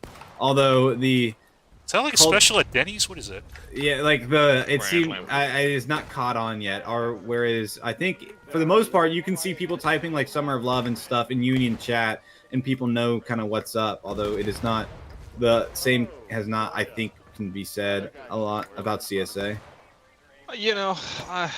This is kind of the issue we always have, right? It's like, well, fucking yeah, we should, police ourselves, right? Save the dead sometimes, and then it's like, okay, but they don't. It's not like a byproduct. It's like the point for a lot of people. It's a WWE event, Thumper. Okay, thank you, good sir. Oh, is it? That's funny. Yeah, man, it's unfortunate. I mean, that's why the positivity is great. I mean, it's gonna work well for the union. I'm just gonna give a shit. I'm the only way to help them out is by getting rid of the people that are doing absolute insanity. I think there's I don't know that I would 100% agree with it. I think there is definitely some people. You don't think I did like banning people who are like saying racist slurs or whatever the fuck? I think that's probably a good idea. Well, that's what I mean. Yeah, that's what I mean. And the mod team, for the most part, does enforce some sort of standard. CSA gonna decap here? Being in the mod team Discord, the standard is lacking. You're more likely to get banned for trolling on opposite and calling someone the N-word by a lot.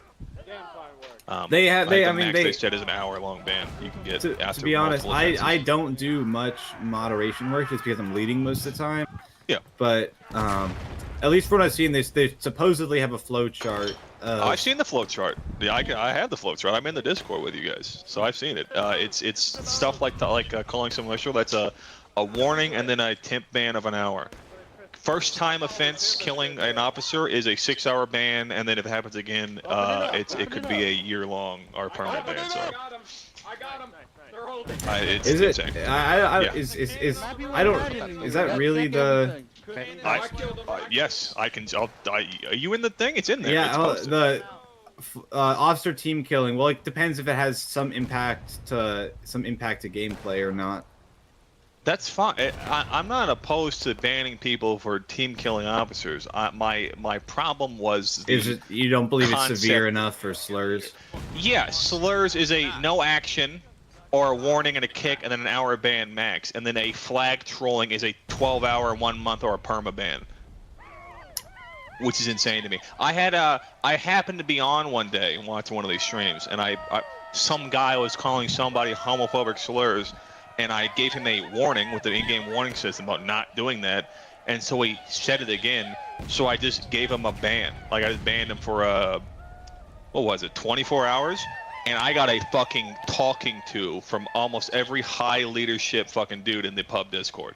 Trader himself came to me a minute after it happened. I've not talked to that man in 3 years after him being around, and he's like, I don't what are you know doing? anything about. I can't attest either way about anything then. No, that's fair. I'm just saying, it's like, you know, that's the leading issue in this game is the toxicity. On the Kotad, Confederate did you get on recording the end of Railroad Cut when the Union was chanting "We want beer"? I think I did. Yes. I'm not positive. We had been informed that the beer ration had been cut down from a stout 16 cans to a light 14. I heard your discussion. What was it? A Yingling and what were you having? Moosehead. It's a Canadian lager. I highly recommend it. Oh, I'll have to check it out. But yeah, no, I guess I've seen that flow chart too. I don't know if it's true or not. I'm assuming it is, but it seems out of balance to me. But I again, I don't do much mod work just because I'm leading most of the time. But I think there definitely is a lot of personal interpretation, maybe about what is enforced and what isn't enforced, and maybe that's part of the issue. I don't know. I don't have many thoughts on it, to be honest. I think you should, man. It's it's the culture of the game. It's why we don't keep a lot of people.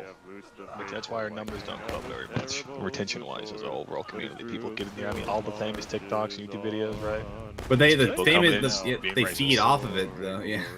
Yeah, well, they feed off it because it's a thing to feed off of. You could just get rid of it; they wouldn't be having anything to feed off of, and then you don't have to. There's no sensationalization of the racist aspect of this game because it wouldn't exist, right? But it's allowed. Not only is it like, you know, there's every game on the planet Earth, you're gonna have someone call you the fucking N-word, right? Probably at some point. Whatever. It's whether or not it's encouraged, and this game has had a history of pretty much fostering an environment where it's allowed to fucking metastasize and become like worse than it would have been otherwise. I mean, there was a conversation that had. There was a conversation about people having in the spawn, hanging out, talking about whether or not fucking Jews were people, and this got reported in the thing, and they were like, "Well, are they calling one a slur directly?" And they went, "No, well, it's probably fine then." Having a actual academic debate on whether or not fucking like the Holocaust was good and the slavery had a scientific base in it. But because they weren't being rude to somebody directly, they were allowed to let that foster. It's fucking insane. I wonder if you can separate a game, if you can truly separate a game like this from that. Not that I think it's a good thing to do. I just wonder if it's possible. It's very easy. It happens all the time. I don't have a lot of people in Hell Let Loose talking about the tenets of Hitler's fucking, you know, ideology most of the time on the German team. Mostly I hear a lot of Erica. That's about it. It absolutely can be done. There's no reason. And also, I think if this game can exist without fucking racists, you know, being whatever the fuck, it shouldn't exist. Union just crushed again too. Game's over. This match is over. Might try and get an officer. I mean, that's my philosophy. Everyone else wants to die. Yeah, I don't know. I definitely think there is a lot of toxicity. The part of this Union Summer Love was cutting down on toxicity in the Union, particularly between officers. So a lot of officers would just typically we'd get absolutely like our shit kicked in, and then officers would just blame each other relentlessly. Yeah. No, and I mean, and that's a good thing. Trying to cut down on it in the Union. That's good. That's great. It seems to be, like I said, at least today, it seems to be. You guys, and that's good. You guys are kind of cooking with gas right now, man. This has been. It's good for the retention. I want to say almost maybe 1 or 2 points captured for the other team. It's been. It's contention all day, right? Yeah, it's been contention since I've been on. Contention is. I love contention. Really a fucking game of if you lose, you're gonna lose fast. Like it's not. There's not a lot of opportunities to come back. I've had a lot of even games. I've even had a game where we went last stand first and we still won it. Like there is a lot of option, and they got it on recording too. I don't remember who got it on recording, but someone did. There's a lot of options. I love it. You can pull it out. It takes discipline to know when the point is lost and when to position yourself for the next one. Hey, you got officer slot? All right, well I gotta mute myself up. All right, you good, man? Joe watching you. Yeah, man. I mean,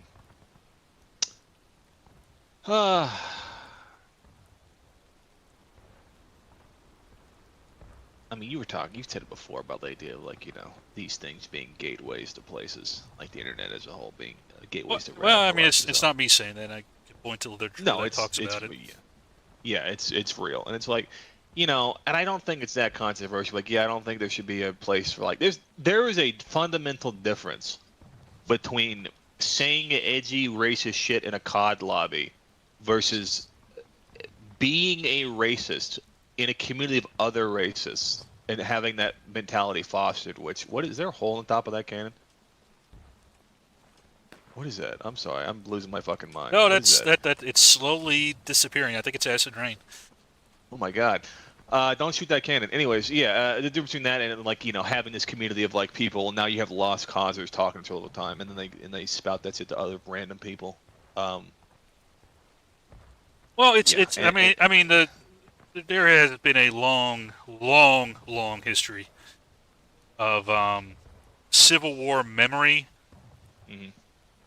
being used for political purposes, specifically of a specific bent. You could figure out what that bent is. Oh yeah. This goes back to memorialization, you know, the late 1890s, Ku Klux Klan activities.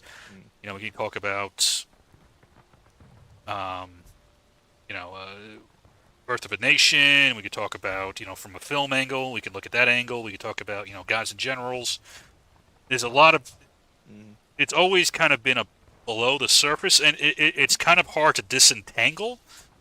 Yeah. Because there are some people that just, you know, want to celebrate or recognize their past connections or find just interest in it. Yeah. And it's valid. It's you know, and then it kind of weaves itself into that. Because, you know, depending on who you are, you can take that, hide within it, and attempt to hijack it. Yeah. So, for Which example, happens, you know, we're talking racial language. You would not have people yelling the N-word to each other across the battlefield. No. I would challenge you to show me a primary source or a historian that says this was a common occurrence in the fields of Maryland in 1862. Now, we could talk about USCTs and what happened there, but that's specifically not in this game. Right. So we're transposing that racial language into the game, using history as a justification, as a shield. But it's not history. It's again historical memory. It's your perception or your view of what the history was, without you actually doing any work towards the history of it. But you're not interested in that, because what you're interested in is its instrumental value. It's what gives you something else. And the hard part about the game is some people just like the edgelord stuff. For whatever reason, I find it fascinating that it's you know, okay, it's just okay, it's the edgelord stuff, it's the Xbox Live. I'm like, okay, cool. I mean, I guess I missed out on that. I didn't really play online games of that generation. But if it was just the edgelord thing, I don't think it'd be as bad.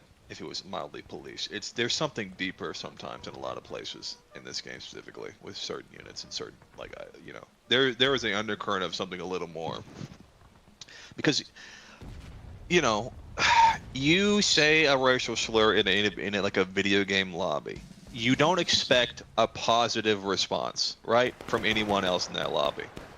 Over here, you play the Confederates, you say the N-word, you're not gonna get shunned for it in some places. Sometimes you're not going to get shit on. People might laugh, people might agree with you, and then it kind of normalizes that language, and you get comfortable saying it, and that can lead to other fucking things. You know, that could lead to, yeah, I like say, oh, these guys are, you know, these dudes who I've been saying they're pretty cool, I'm gonna join their unit. Now I'm in their Discord, now I'm in their forums, now I'm in their militia, now I'm out in the fucking woods shooting up a church. You know what I mean? And that's a real thing. I know it's very extreme, but that is how that stuff happens. That's how these things happen. There is academic literature that points to that, and it's and these online communities provide a very tight knit and can very easily capture. Yeah. You know, I've seen. Yeah, I mean, yeah. So I mean, as far as the American campaign goes, Bogan, I don't cover it.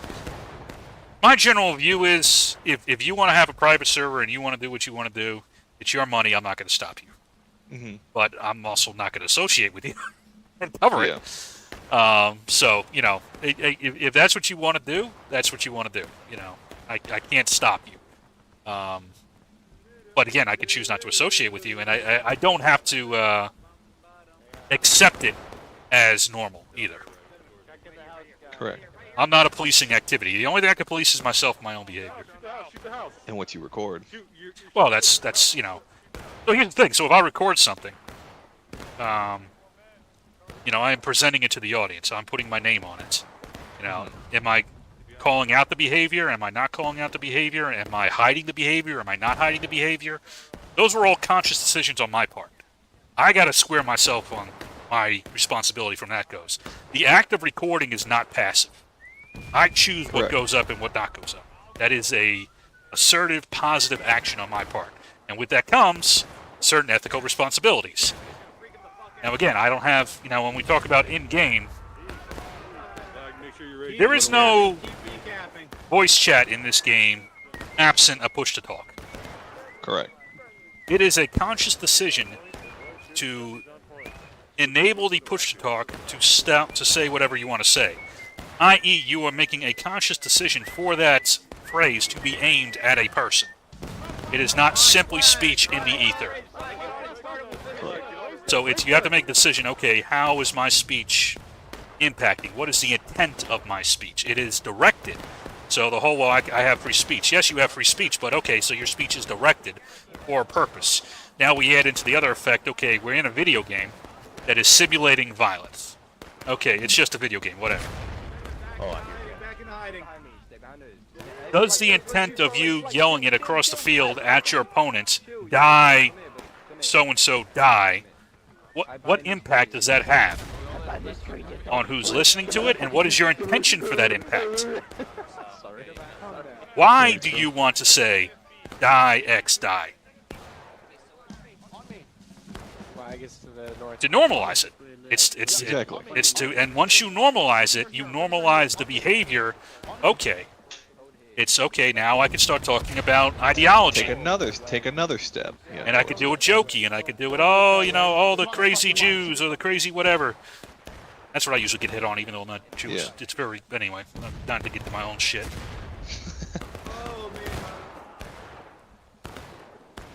Yeah, you know, I mean, the effects are real in this game more than any other game I've seen. The only thing I've seen analogous, sorry, oh my lord, to this situation is like there are some like really weird like ARMA groups or whatever the fuck that only play like SS units, right? You're like, okay, that's a choice. They go, oh, but I mean they existed. I'm like, yeah, I believe you, they existed. I know they existed. I'm just wondering why you could make any unit you wanted to be ever in the war history of World War II, and you chose an SS unit, and that's a statement in and of itself. It's not a hat. Oh, I joined a unit.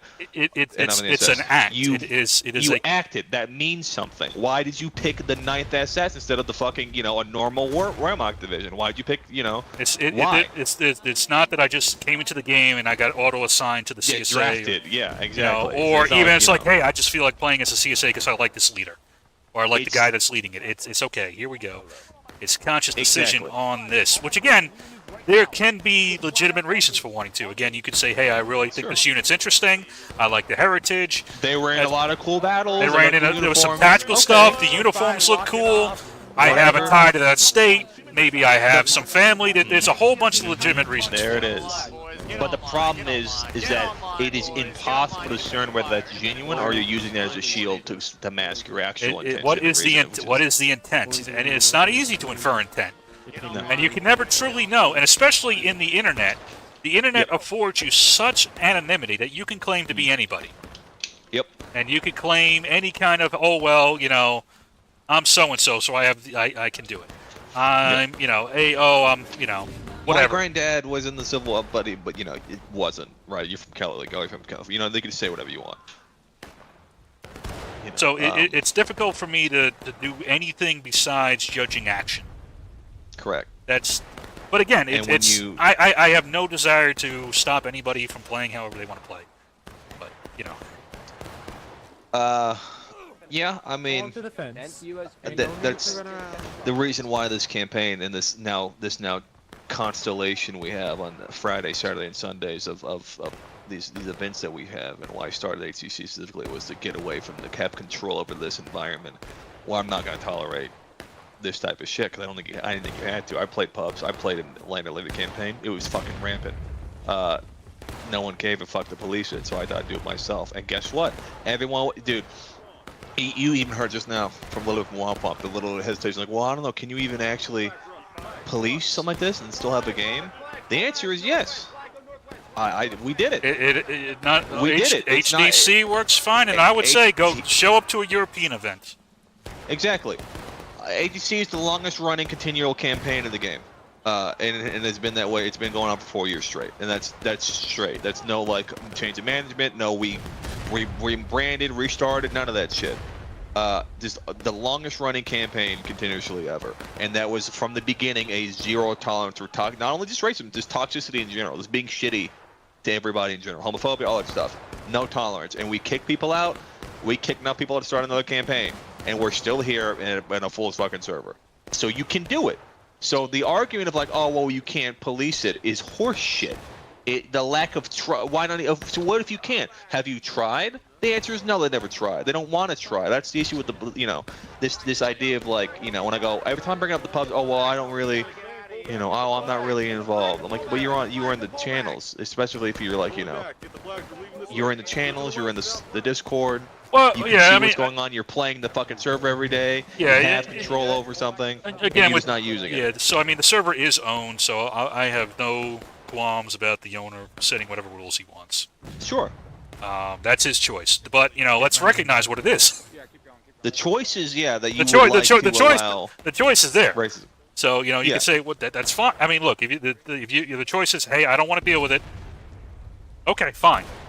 Or hey, we have our standards, and this is what the standards are. Again, okay, fine. But the thing I have the issue with is, okay, let's not claim that there's no possibility of. There's a consequence to it. But again, it's your choice. Okay, I'm fine with it. But this game only supports one server, and to be honest, I think this is a big reason why that is. Yes. I think this is the the biggest problem with the game is you can't cover it, you can't play it.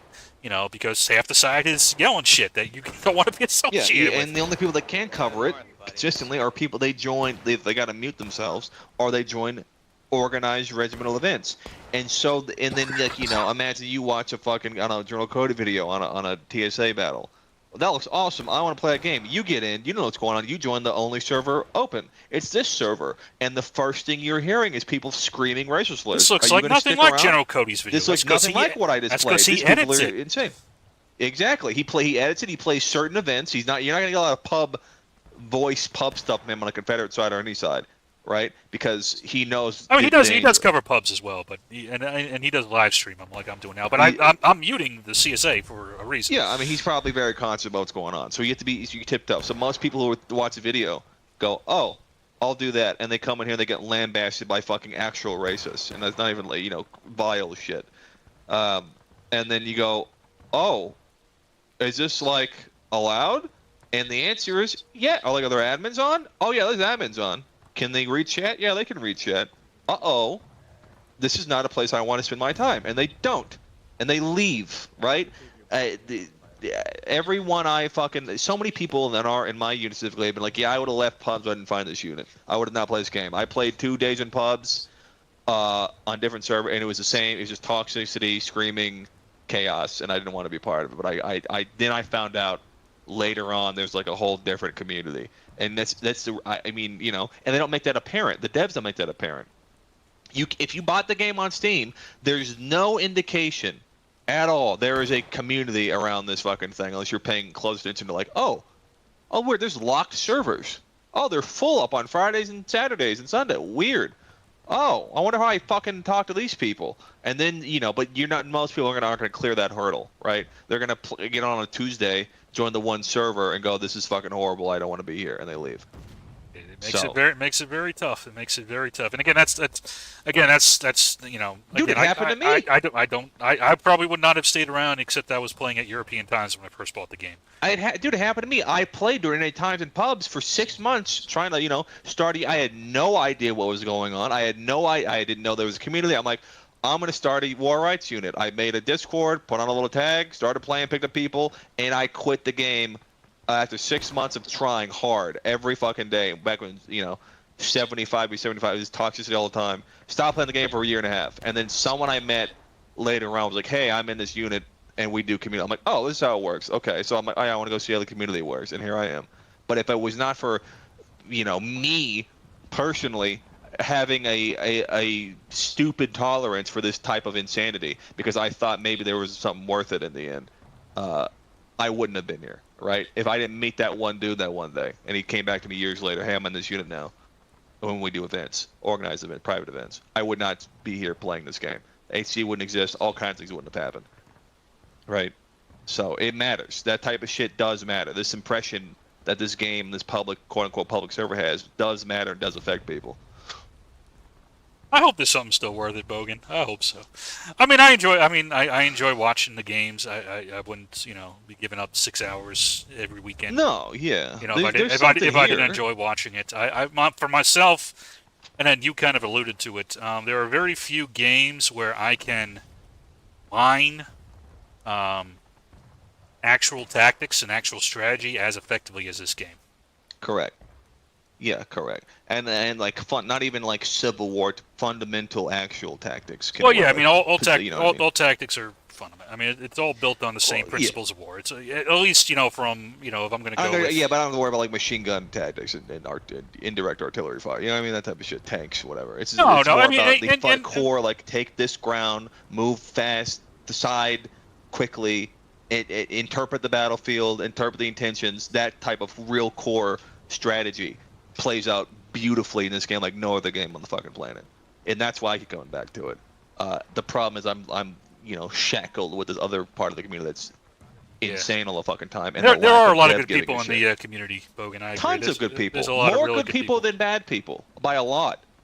But man, they don't fucking make themselves known very well sometimes, and a lot because they can't be bothered because they're not fucking ideologues. They don't have the energy, and I can't blame them to fucking sit here and combat the insanity. The people that do have the energy are the fucking insane ones that want to, scream and rant and rave about all this fucking stuff, and they don't want consequences for it. They make their own fucking little section where they can feel comfortable being crackheads, right? And then we're all here suffering for it. If you want to go buy a server and you want to do it, that's like I said, I have no reason not to let you, I don't have to. Yeah, it's true. Not have to fucking like it, and I don't have to fucking. Well, you can't say it's not a problem, right? Well, it is. It's okay. It's let's not pretend it isn't what it is. And again, not everyone, Yeah. How do I say this diplomatically? Don't. Some people just want to play the game, and people will just be willing to put up with a lot to do it because this game is a very small community. But it goes back to why is it small? Then off we go into that argument. Or that thesis. Yeah, I mean, it's kind of like a self-fulfilling prophecy. Well, I don't want to bother with it because if I think about it, oh, maybe I don't want to play, or maybe if I try to do anything about it, I might lower the community, and I won't have something to play.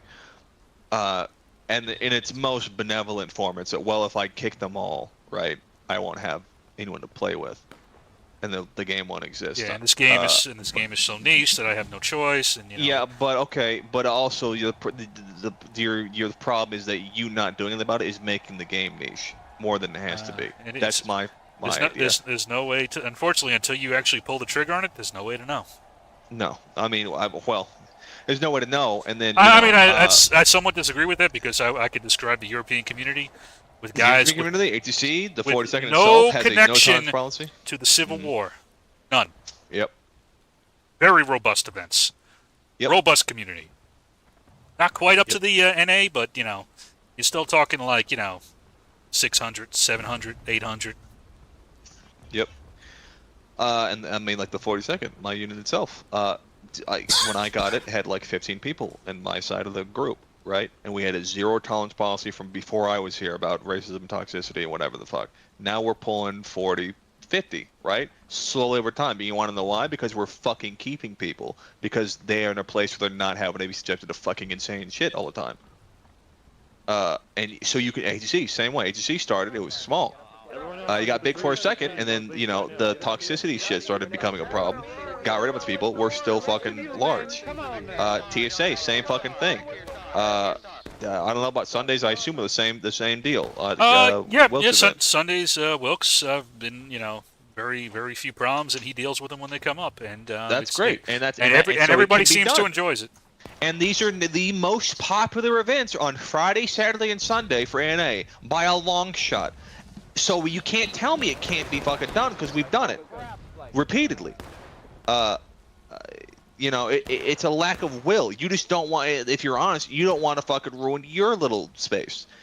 Pub events is special for a certain type of people because certain people either A, can't, or B, won't like hang out in residence because they're not different for it. They don't want to be involved in it. They've been shunned from it or whatever. Yeah, there is sometimes people are like, hey man, I just want to get on and play, and that's sure, you know, and hey, but man, the people running it, right? The people who run it, that's what I mean, or the main issue. There is their little kingdom. They don't want to fucking affect their little kingdom by being proactive in policing it because they might lose people and popularity from a certain subset.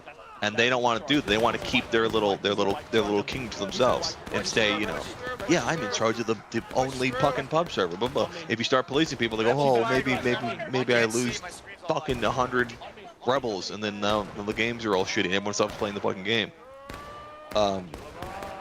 That is the most generous, charitable idea of it. The worst one is, I like racial slurs. And I don't want to be in a place where I can't say them or let them be said. So I'm in my own little group. I'm never going to police it. That is the worst way to think about it. And you know, depending on, from person to person, is more accurate depending on who you're talking to. The motivations. Well, yeah, I mean, on this whole community. And when we start talking about racial slurs, it's you know, at least from my view, the slurs is an easy way to police it because it's a clear policy and it's simple, it's unequivocal, it's easy to prove, there's no debate, and you're good to go. It's simple and easy. Do I actually give a shit about language? Personally, yeah. Not really. I find it useful as a tool because it keeps things civil. Because not everybody has my sentimentality. And it's not everybody, you know, not everybody is, you know, okay, just going to be like, okay, whatever. Because it means something different to different people. Yeah. People have different experiences than me. So just because I don't have a problem with it doesn't give me a right to be like, okay, well, everybody else is going to be at my, you know, personal thing. The things I get concerned about is when I start seeing intent. The simple act of the language is context dependent. So, for example, you know, if I'm, you know, giving a lecture, or hey, you know, if I show students, you know, Huckleberry Finn, classic example. Huckleberry Finn is a great one. You read Huckleberry Finn. Is Huckleberry Finn a racist book? No, right? just because it has slurs does not make it has ideas in there that are worth discussing, and it's a product of that specific time, and it's important to understand. Okay, what was the mentality of the author? What was the mentality of, you know, what was he conveying to his audience at the time?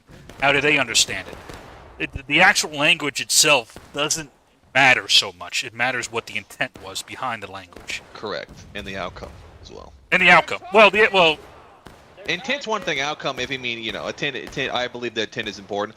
Outcome of something, like did the devs intend on creating a game where the rebels were going to say Rush shit all the fucking time? No. The outcome is that. Are they going to fix it? Right?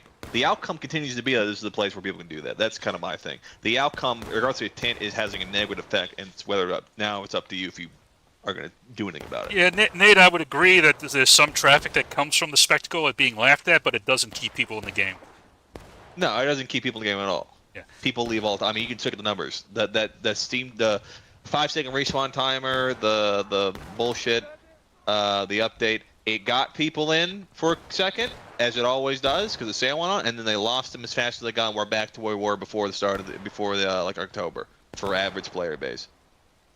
Because they're just, people don't stay, and there's a lot of reasons why people don't stay. People don't stay for, you know, maybe because the game's boring. Then it gets more boring than they thought. Sure, but what I keep hearing from the people that do stay, at least in my specific community and certain other communities, people that I have more inside knowledge of certain units. A lot of them, a majority of them, 75 plus, on average, at least in my unit specifically, but like, yeah, I would not have kept playing if I didn't find a unit. The toxicity and the normal pubs are fucking horrible. And I thought I was like, you know, it was just vile. It's just vile. I don't want it made me disturbed as a person, right? I don't want to come in here and talk about fucking eugenics in my Civil War game because I happen to get balanced competitor one night. I don't want to be called the N-word in a melee. Over and over again and die. Over and over and over and over and then die and sit there dead and have someone say other horrible racist shit over my dead body and I have to sit there and wait to respond so I can do it again. That's the thing that matters. That's a lot of people are not coming back because of that reason. I left because of that reason for a little while because I didn't know there was anything better, and most people don't know there's anything better. They don't know those private events. But if you want to keep them invested enough to know that, they have to be here for more than a fucking afternoon. The average play time is what, 15 hours? No, sorry, the median is 30. Median's 30, which is about 15 hours. The average is way less, probably. Which means they gave it maybe 2 or 3 days. Yeah. They might have played one night, and that was weird. Day 2, same shit. And by day 3, it's like, all right, well, that's enough of that. Yeah, I'm done. I see you on that point, Mr. Knight. Don't think I don't see it. Yeah. But he's making a yeah, no, I mean the outcome is certainly I think a factor that's worth it. I wouldn't disagree with that. I always don't like bringing up outcome because I believe in policing the perpetrator. Yeah. So it's that behavior that needs to be corrected. So it doesn't matter. So for example, I don't like the theory that no one was offended. Yeah, bullshit. Oh well, show me somebody who was offended. Then I start playing that game. Yeah. You know, it's like, well, wait a second. Now I got to put somebody on the spot. You know, and do we have full coverage? Do they feel comfortable? Do they feel not comfortable? Where have I placed them in a thing? And then the problem with that is, okay, show me someone to defend. Okay, it's only one guy.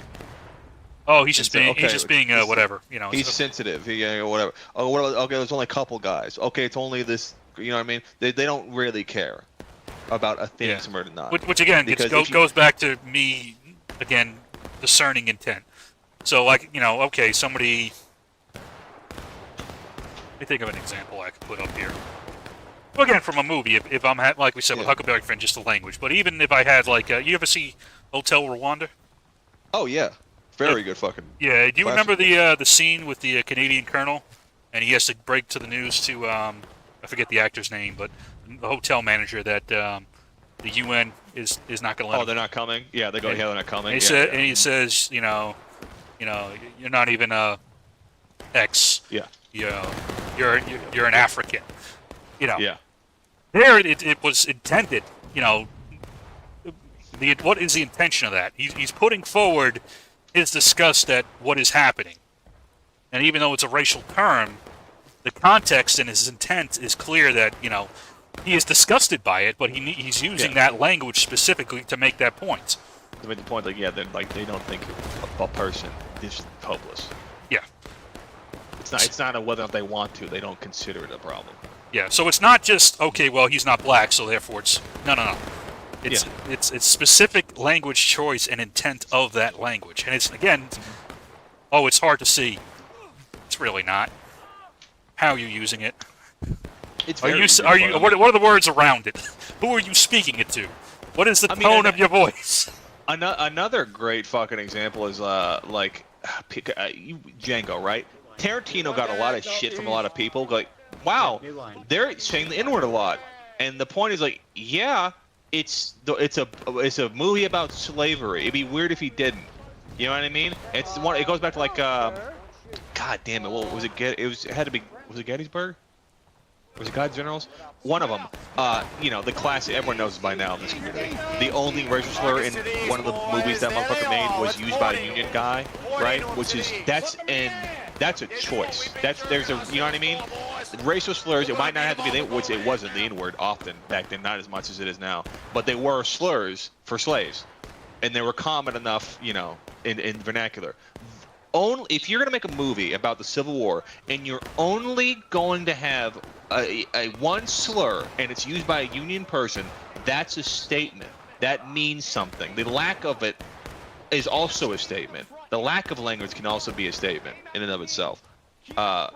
So, you know, it's a lot of stuff. There's a reason why he only had one and why only that guy said it. And you can speculate why you think that might be. I'm pretty sure I know why it is. And why that's, in my opinion, a perversion of history and optics, as opposed to Django, which is not. It's pure in its message about, like, yeah, this is horrible, it sucks, everyone's using it, because of course they are, right? It's doing so in a language. It's historicity, i.e., it's outside of the historical language in order to make a artistic, cultural point. Correct. Yeah, actually, Bogan, it's funny, they're talking about doing ranked play possibly, so I'd be curious to see if they have ranked matches. I don't know what that's about. That blew my I forgot I didn't mention that. I don't know how that's going to work out. My only thought here is some type of weird seasonal thing to sell something like microtransactions. I can't imagine how is that going to work? Like how is that practically going to work? No one's the same fucking size. You can't make a random team of 50. Another random, you can't really do that, right? No, not at all. Not at all. It's not like Overwatch. Okay, you get a random team of 5 people. You can't have a random team of 150 and get any consistency out of that. This game's not. It's going to be unit based, and if it's unit based, there's going to be different sized units. There's going to be, you know what I mean? Like if rank implies balance, right? And there's fundamental core problems to balance in this fucking game. One of them being, if you're going to talk about balancing a ranked game, Confederates have more buck and ball, and buck and ball is just outright better than normal rifles in almost all circumstances in this game. Oh, yeah, at least in the way that the maps are structured, yes. Yeah, so it's like, okay, am I going to have to always match buck and ball units? Okay, solution, sure. But, you know, at that point, we're not playing the same game. If everyone's buckable every time, the whole meta is going to change. It's going to be fucking messy. I don't really understand it. What they're playing is with it. I don't think they're going to be able to admit it very well. And then to be honest, I think we're going to have to worry about it. It's going to be probably 8 fucking months before they turn this shit out. Oh, I'm not even confident this thing will happen. No, I'm not confident either. I just think conception. I think this is what I'm talking about. I think the devs just said it to say it. There's not. How would you realistically make this game a ranked experience and have it be balanced at all and fun? I don't think you can do it. The closest thing we have is the campaigns we have now on Friday, Saturday, Sundays, and that is a constant fucking battle for balance. I do enjoy SSL. I think it's, you know, Smoke and Steel League. As far as the ranked fighting. How does that work? Is that a Monday? Is that a Monday thing? It's a Wednesday thing. It's the one that it basically is. Oh, the it's one basically they it's basically BLN. Is the way to think about it. And how do they do that? So it's just it's you know it's not set teams, it's normal balancing, but then team leaders. So a leader is the deciding factor. Mm-hmm. So it's not a bad idea. The problem is at that point it's like, are you gonna be able to consistently get, like, you want to do a rank match? Are you like, in a term of the video game having a ranked mode, are you measuring the commander for ranked, or the team, or the unit? Like, where's the ranked happening? If I understand, a private, am I getting a rank? Is the unit I'm with getting a rank? If I understand it right, it is ranked based on the unit. Okay, so units make. Oh man. So, but then you're gonna have a problem with number balance, probably. Well, if I was to design it, I would do it as a gate thing, and it's an opt-in thing. Yeah. So, like, hey, these are the units have, and the problem is you can manipulate this like a motherfucker, but, you know, whatever. Assuming that, you know, it's not, but it will be. You know, you can say, okay, if you have a 30% win rates, you're in this category. If you're in a 50% win rate, you're in this category. You have a I see what 60%, you're in this category. The events go on normally, like, but they have they're just tracking this unit's games. Yep. And then a percentage of, and then the wins they get, and whatever events they do, and then okay. And then the community could be like, okay, this event is going to be open to tier 1, 2, tier 2, 3, whatever. Sure. No, that's not horrible. The problem, of course, is that, you know, yeah, we're top, you know, we're the top % winning rated unit in the game. Yeah, the problem is, well, I was gonna say the other thing. Only at South and Asia time. You know? Yeah. Oh, the thing is also I can, you know, have set maps and just have, okay, I won. Okay, I won. Yeah, I can. Okay, I won. I can match where I win. I could set the team balance in the campaign to be one-sided for me Yeah, or whatever. it's extremely easy to manipulate. So unless they had like, okay, it's games only based on a certain population size. Yeah. Maybe. But I don't man, believe they're going to be willing to do enough of that work to make that actually work. No, I don't think so. I think they said it to say it. And I don't know what the benefit would be. I'll be honest. We're kind of already doing that by ourselves. Like, well, yeah. I mean, I already have all my. my trackers. I already know. Yeah. As far as how they're going to track it, they're going to assign people into units and then download their data and see if they participate in the events. The problem is you're going to get a lot of garbage data because, for the pub match right now, okay, I've got all these guys in here. How do I count different this? units? Yeah. Is it going to be? Is it a? It's probably going to be a certain percentage of that unit in a same match at the same time. Yeah, which again is imagine 30% every half of your unit is here. Of the unit on the thing. Again, extra coding you're adding. Yeah. Yeah, I don't know. It's funny because we kind of already do it ourselves. These ideas like units and competitive stuff. The community already takes care of it. Like I said, SSL, the BLN thing. I think it works fine. I think HCC finds we find the balance pretty quick for teams that are balanced. Try to statistically balance it to be even. So it's weird that they're like, yeah, we're gonna add ranked in. It's just talking. They're just so disconnected with the actual community. I don't think anyone cares about ranked community-wise. It's not gonna be a thing for public people. Don't give a shit. I'll tell you that much. This is a regiment. Pubs won't care. EU doesn't give a shit. Units don't give. I don't give a shit. I don't think any. I don't think most units. You might get maybe 10 units that care about it. No, yeah.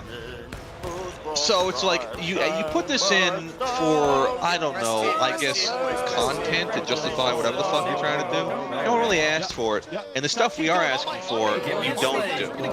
I want to be able to swap the in-game fucking sides on a skirmish match. It's been like the thing I've heard for fucking 3 years. I want to pick the units on a skirmish match or a conquest match myself. No, I can't do it. Okay. Thanks. Hey guys, ranked mode in. Hey, we already do that though. We've already done. We don't want that. We want the other shit. We've done this already by ourselves. This ranked idea. Give me the fucking ability to I want snow on the map. No, I can't do that. Hey, here's the fucking unit thing that exists in game. Yeah, we had that. It's called the company tool in the Discord, man. We already have this. It doesn't really help us that much. It helps with visibility, I guess, for normal average people, but it's not helping fucking organization of units at this point. So it's just weird that what the things they decide are like, this needs to happen, as opposed to stuff we've asked for that are pretty much unanimous and easy to do. You already put the snow in the game. Let me turn it on. You already have the fucking textures and stuff for every map to be spring, fall, winter, and summer. So let me pick. No, I can't do that. Why? You've already done it. It's a drop-down menu. You've already done the work. No, I want to do new work on stuff no one asked for. Okay. Thank you.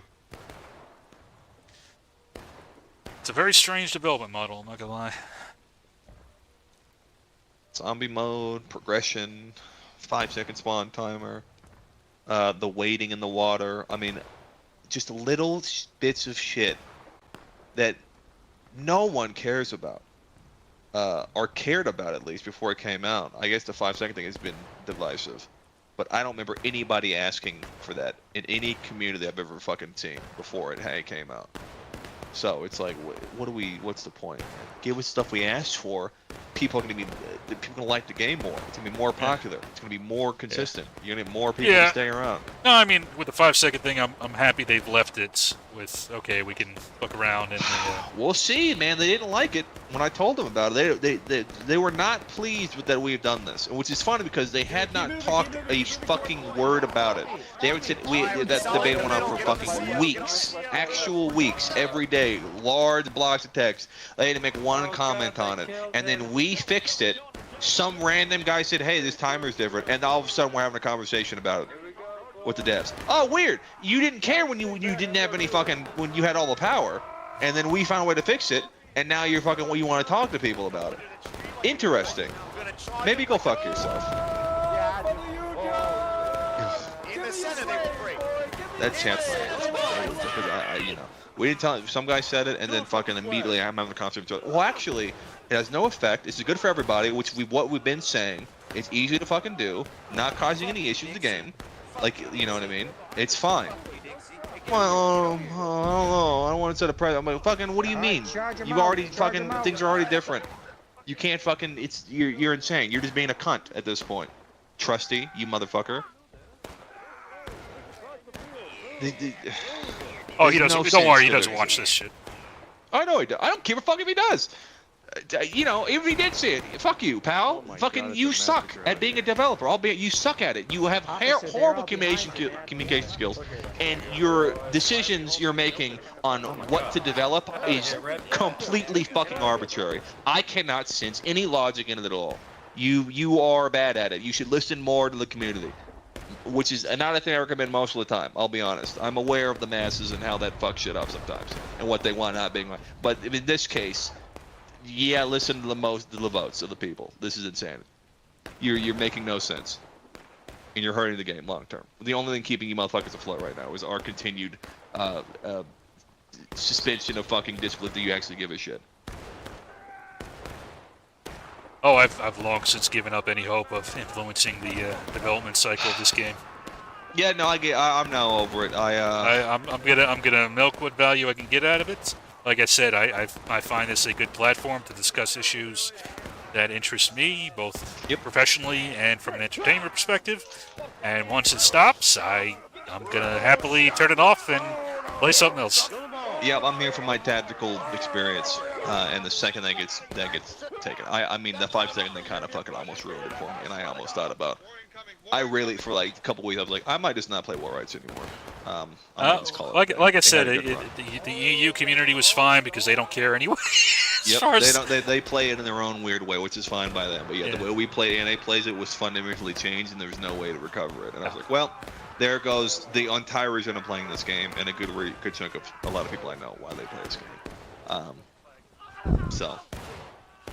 If we didn't find the fix, and it was again still the Bucking Ball is devastating. Bucking Ball is devastating, good sir. Dude, all 4 companies Bucking Ball, and we've all got all patent Enfields. Dude. I've been watching. Busted. We're just talking about that. You guys have given it a hell of a fight, though, man. I'll say that. Dude. Oh my god. It's like we get the good flanks, and then we just get shredded in the shootout. No, it's. I mean, they get smart now. They're fighting you at a decent distance here on this little hill thing, and it's just we can't get close to point when they take it. Oh, this match. The proliferation of Bucking Ball needs to be curtailed a little bit. I gotta mute again. I'll be honest. It is an issue on these types of games, especially in these games, where it randomly, you're almost guaranteed to have a rebel unit with Bucking Ball. Almost guaranteed. I don't know enough about it, so I'm gonna defer to people that are wiser than me on ballistics of these things. But if Bucking Ball was this effective? It was more effective back in the day. This is after they nerfed it. It used to be. Well, no, I'm talking from a historical viewpoint. Oh, it depends. There are certain units that are like, yeah, this shit's awesome. Dude. Close. Oh my! That show. That was did you awesome. see that show? I did. That's crazy. Holy shit! It's gonna blow up. Oh my god! That was awesome. I've never seen like that in my life. Oh my god! I don't think I've ever seen it roll down the fucking flagpole. Yeah, that was fucking cool. Oh man, that was cool. See, that's the kind of shit that keeps you coming back a little bit. It's okay. I'll give you that one. Whoever designed that one on the team. That's impressive. Good job. Yeah, the EST artillery is over-designed. I found out. Matt has found out. For what it is and what it actually ends up being, it is so over-designed. It's crazy. Like you can, Matt's done indirect fire with it, and with fuse. You know what I mean? It can. The capability of artillery is way more than it actually ends up being in this game. It's like they just modeled a cannon, like a real cannon, almost to a simulation level. It's impressive. It's impressive what they've done with Artie. Yeah, no, it's crazy. I love the Artie in this game. I think it's a wonderful addition. It's fantastic. I wish it was positioned better on maps in certain times. I know. Yeah, I wish it was more of a factor for sure.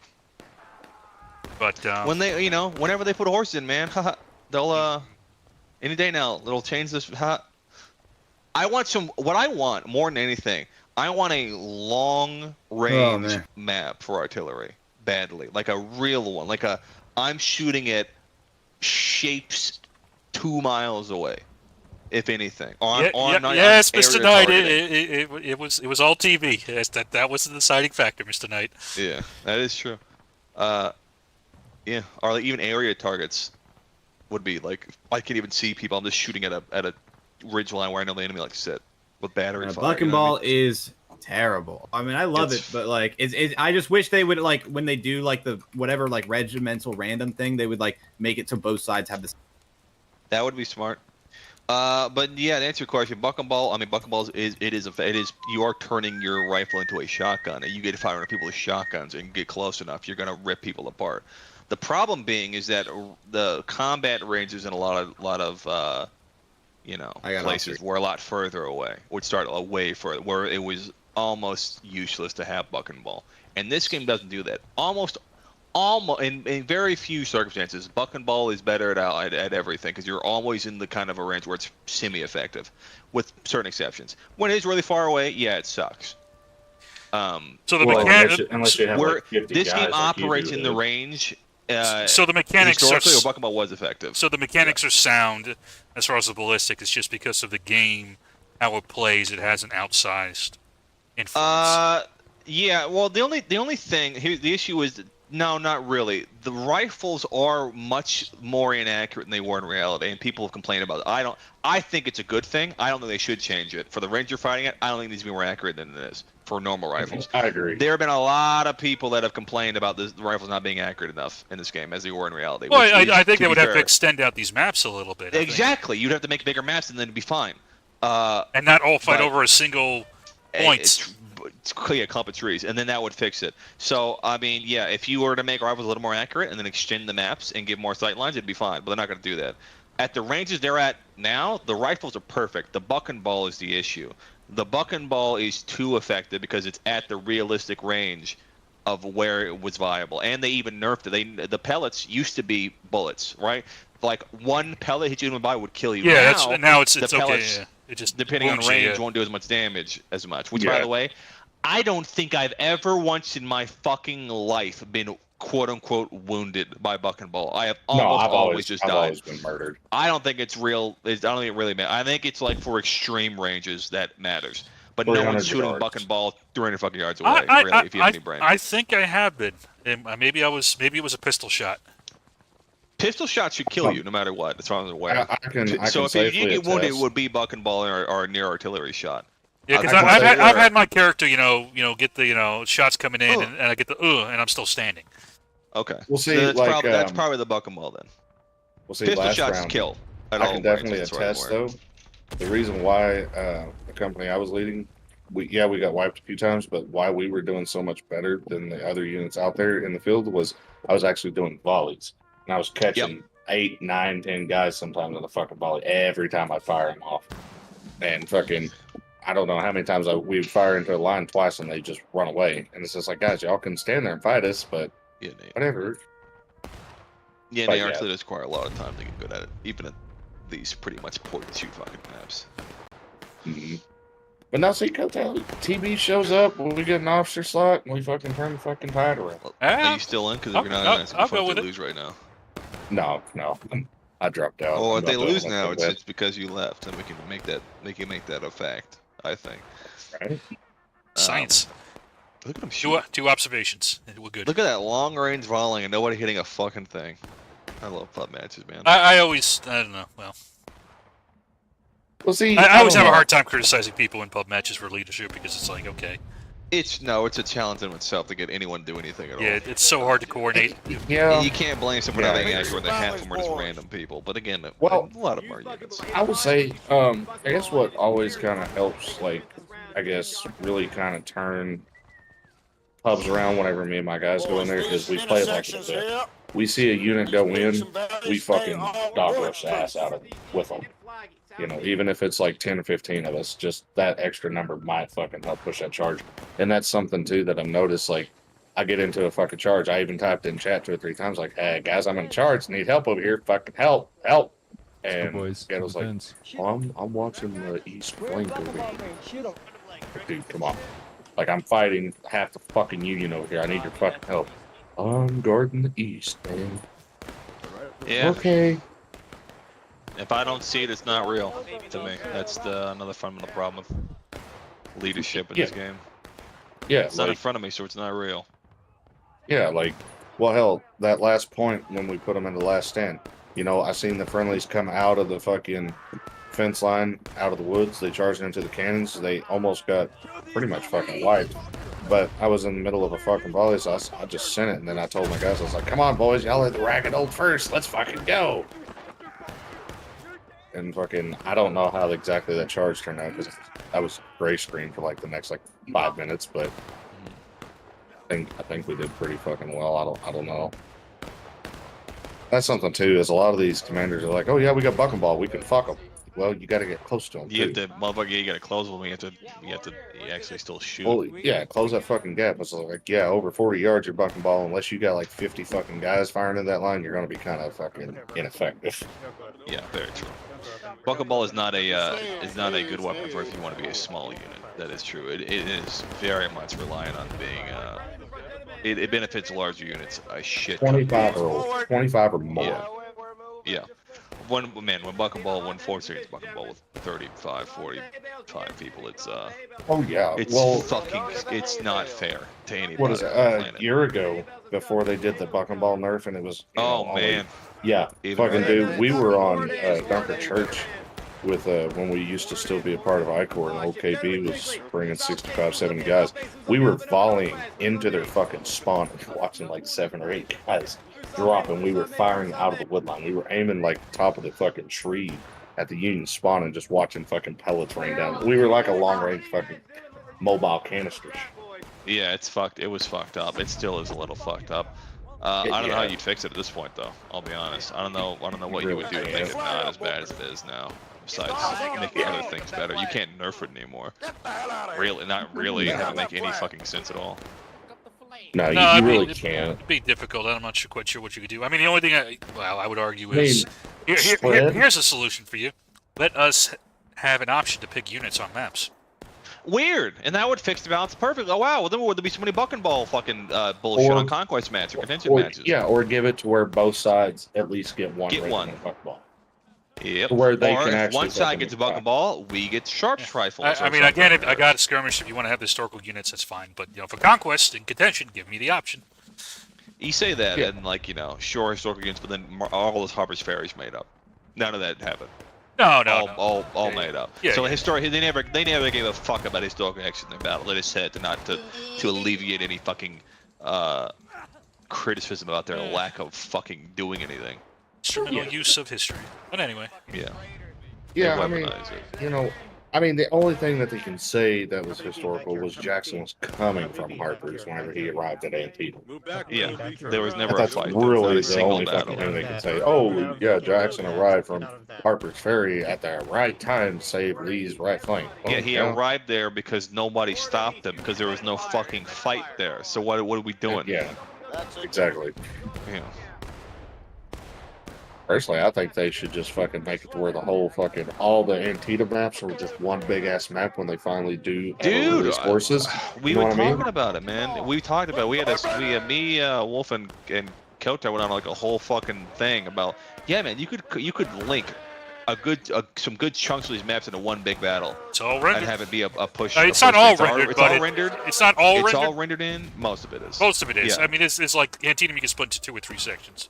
Barely. You can go from Piper Farm all the way to Roulette Lane. South Mountain, and Harper's Ferry, one map. Well, easy. On Dunker Church, you've got Westwoods, Eastwoods, Hookers. Hell, actually, now I'm thinking about it, that's what this is. This is drill camp. Yeah, this is literally one big map. So if you turn to your left, you can do it. If you turn to your left on your screen and follow go to the railroad tracks and follow it all the way down, turn left. And come out of the wood line, you'll actually come out by the CSA artillery battery. Yeah. Yeah. So they could, again, right they could do it. Yeah, that's the CSA battery range right there. That's the camp right over there.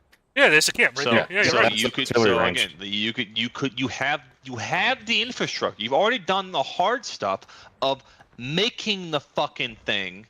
Now just let us go over there in one thing. It can't be that much harder. You've done the hardest part, which is making the assets. Yeah. And making it run well, relatively speaking. Now Well, just let us do it. Well, I mean, you on the CSA drill camp, you can fly all the way to the Union one. The Union one is just to your left from where the CSA spawn, out over that hill. Yeah. They always say that's their fucking plan. They always say it's their fucking plan. I can see why maybe you might want to wait till 300 player servers or 400 player servers, sure. But if you're gonna ever get a horse in, you have to do this. You can't have skirmish matches and conquest matches with horses. It's not gonna work.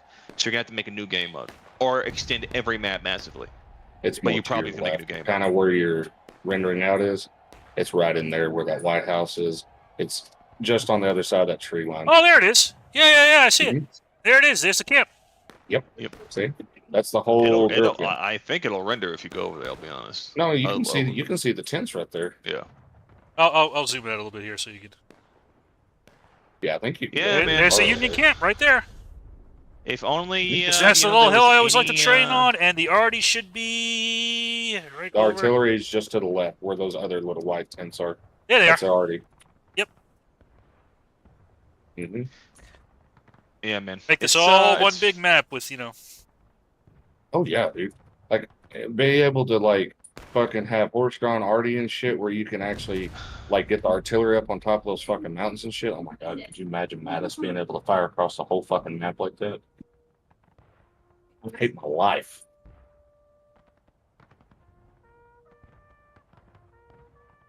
It would fucking suck.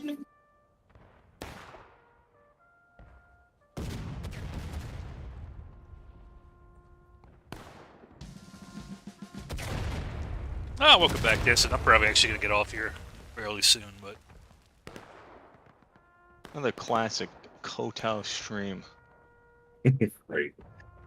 High quality. No, hey, looky here, man. This you get what you pay for, right? That's true. I will say, what helps with pubs though is you get one fucking officer in there that's kind of got a half-ass brain, and you got a bunch of guys that are with him, and they all scream and get everybody kind of finally organized. The pubs kind of calm the fuck down. Oh yeah. I mean, the more important than being the loud guy in charge is having the second guy support you. That's why, like, the XO, your quartermaster, you know what I mean, your second charge. That's why they're so important.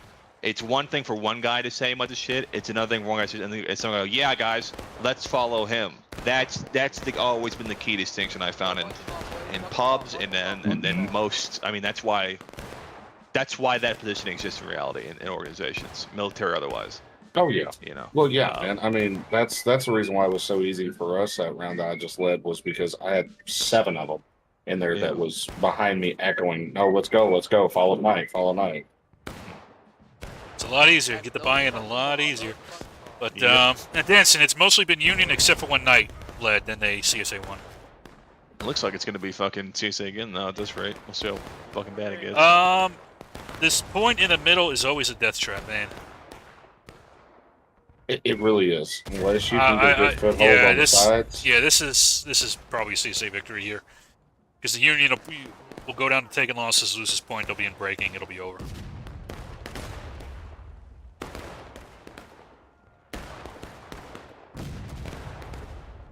How's the TB thing been going? How's it been functioning? When the first night that we come, that Southern Aggression, when you was like, oh, fucking newly formed TB, and I changed rank again. You did change your rank again. Don't tell me you didn't. Well, yeah. We brought 32 Saturday night. We brought like 27, and then we've been averaging anywhere between like 20 to 27, somewhere around there. Danson, we went on a recruiting spree Tuesday night, and we got him a bunch of people. His guys brought almost 10 for drill tonight. Wow. So, and then can you do that for me? Can I outsource that? Because we don't do that. I would love to. Disco, I think he brought 7 for Tuesday's drill thing. So, if all 3 units can bring a pretty high, the 10th alone, if all of our fucking volunteers shut up, we'd bring like 35, 40. And then if Danson brought his max, he'd probably be about 15. And then Disco's probably about 10. So we'd be about 70 max. we brought everybody, but fucking good luck. People got different times, you know. You can never bring it. Yeah. Yeah, well, I Until mean, that one day you do, and it becomes a fucking issue. Well, yeah, yes, I Holy warned you that fuck. one time. I was like, oh yeah, we're fine. Okay, until you bring 70 people from 42nd. Yeah, we peaked at 56. So that was last summer. I was like, holy shit! We had a funny idea out of nowhere. What's up? For Yo, what's up, Jim? next campaign. Whenever we get put on the side with you, we had a funny idea. We thought it would be funny just to see how Wilkes and some of them would react if all of TB just for one HTC just rolled in with 40-second tags on as well. Yes, do Just it. let you roll in with like 110 fucking 40-second PA. The panic that would create in their lines would be fucking insane. They would be like, "Oh no, yeah, that would be." We quit. Yeah, that'd be like, "Hey, we can't play this campaign. That's just too much ass." We just it'd be surrendered. like fighting all of Fifth Corps. Like, Yeah. You know, I actually had an idea. Well, a bit hesitant to it because there's some problems with it.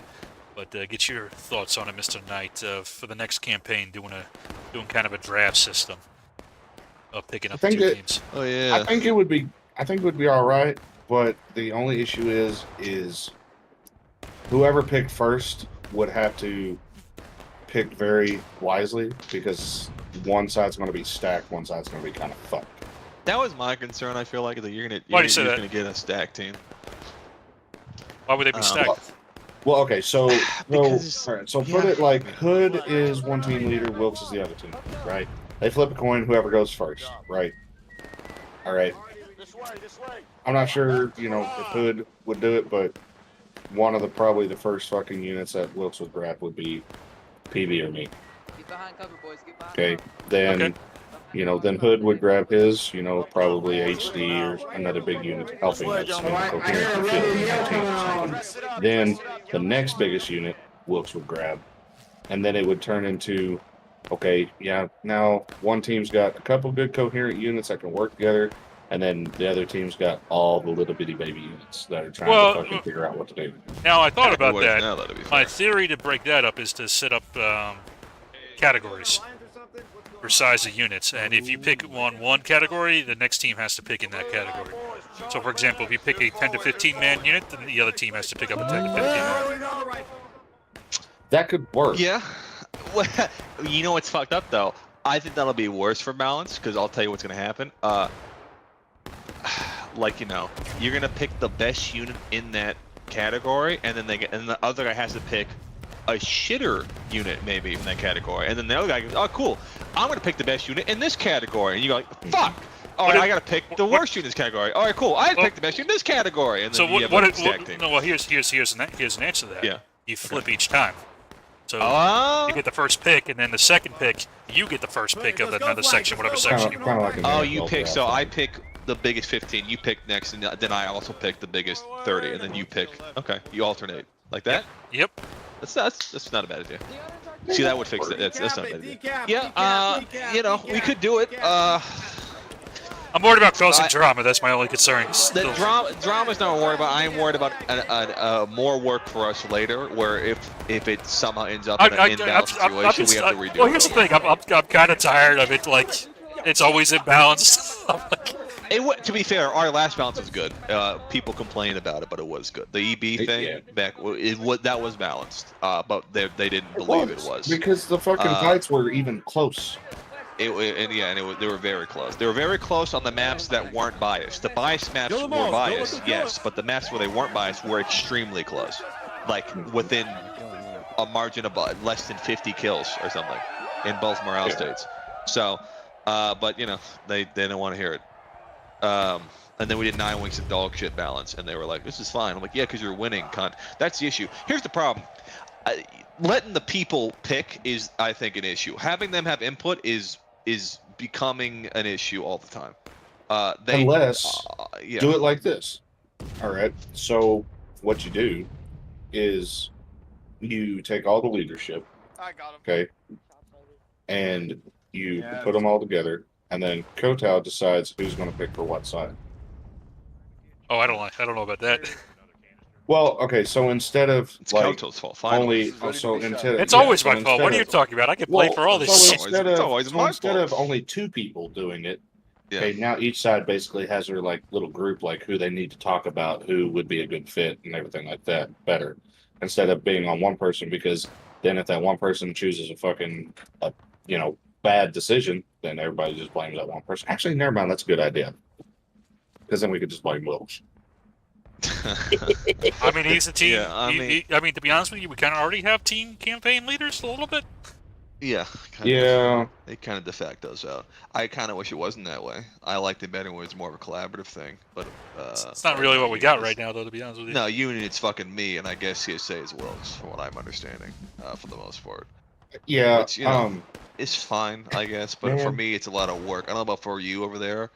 For me, it's just a pain in the ass because I have to talk to anybody's ass about almost everything all the time. And maybe Wilkes doesn't have to be up everybody's ass. No, he does. Which is fine. He does. But the difference is, though, is I kind of cause him to have to be up my ass because I'm not going to lie, during coordination, I don't pay attention. No, I mean, yeah. I just kind of figure out, like, I have it up there and I look and, like, okay, that sounds, cool, whatever, But when we break from doing the map rolling and everything like that, and we do the balancing, but then we go into coordination, the CSA usually takes until 10 minutes until the event starts. When we did coordination and shit, and we did planning last Saturday, we were done like 30 minutes before the event was ready to go, and I was just like, "Wow." I mean, conquest versus skirmish can be a little bit easier. I'll tell you what it is. I know exactly what it is. It's. Oh, you don't think so? Okay. No, it is easier to plan, but no. Well, no. Here's why. Here's one particular reason why. I don't like over planning. Over planning is a thing that certain people do, and Wilkes does this. No offense. He overplans consistently in skirmish matches. Conquest skirmish match for me are not that much different. It's here's your side of the map. Here's your responsibility. Your goal is this. That's it. You're going to be on this side of the map. Your goal is to do this. It's not, all right, at 2 minutes you're going to take this fucking rock, and at 2 minutes because it's skirmish, because it's the artillery piece. It's not that detailed for me, because it doesn't matter. It never actually works out. So it's like, hey, here's your flank. I'm gonna go here, you go here, and if I need help, I'll come to me, and if you need help, I'll come to you. Because the plan never gets followed. It never gets followed accurately. The one time, we tried to roll that plan. All right, guys, I'm gonna attack the right side of the map, and when they come over to attack me, you guys take the fucking high rail. Okay. All right, guys, I did the plan. Okay, we charged the corner and died. Why? It could not be more simple. Even that amount of complexity was too much. You know what I mean? Yeah.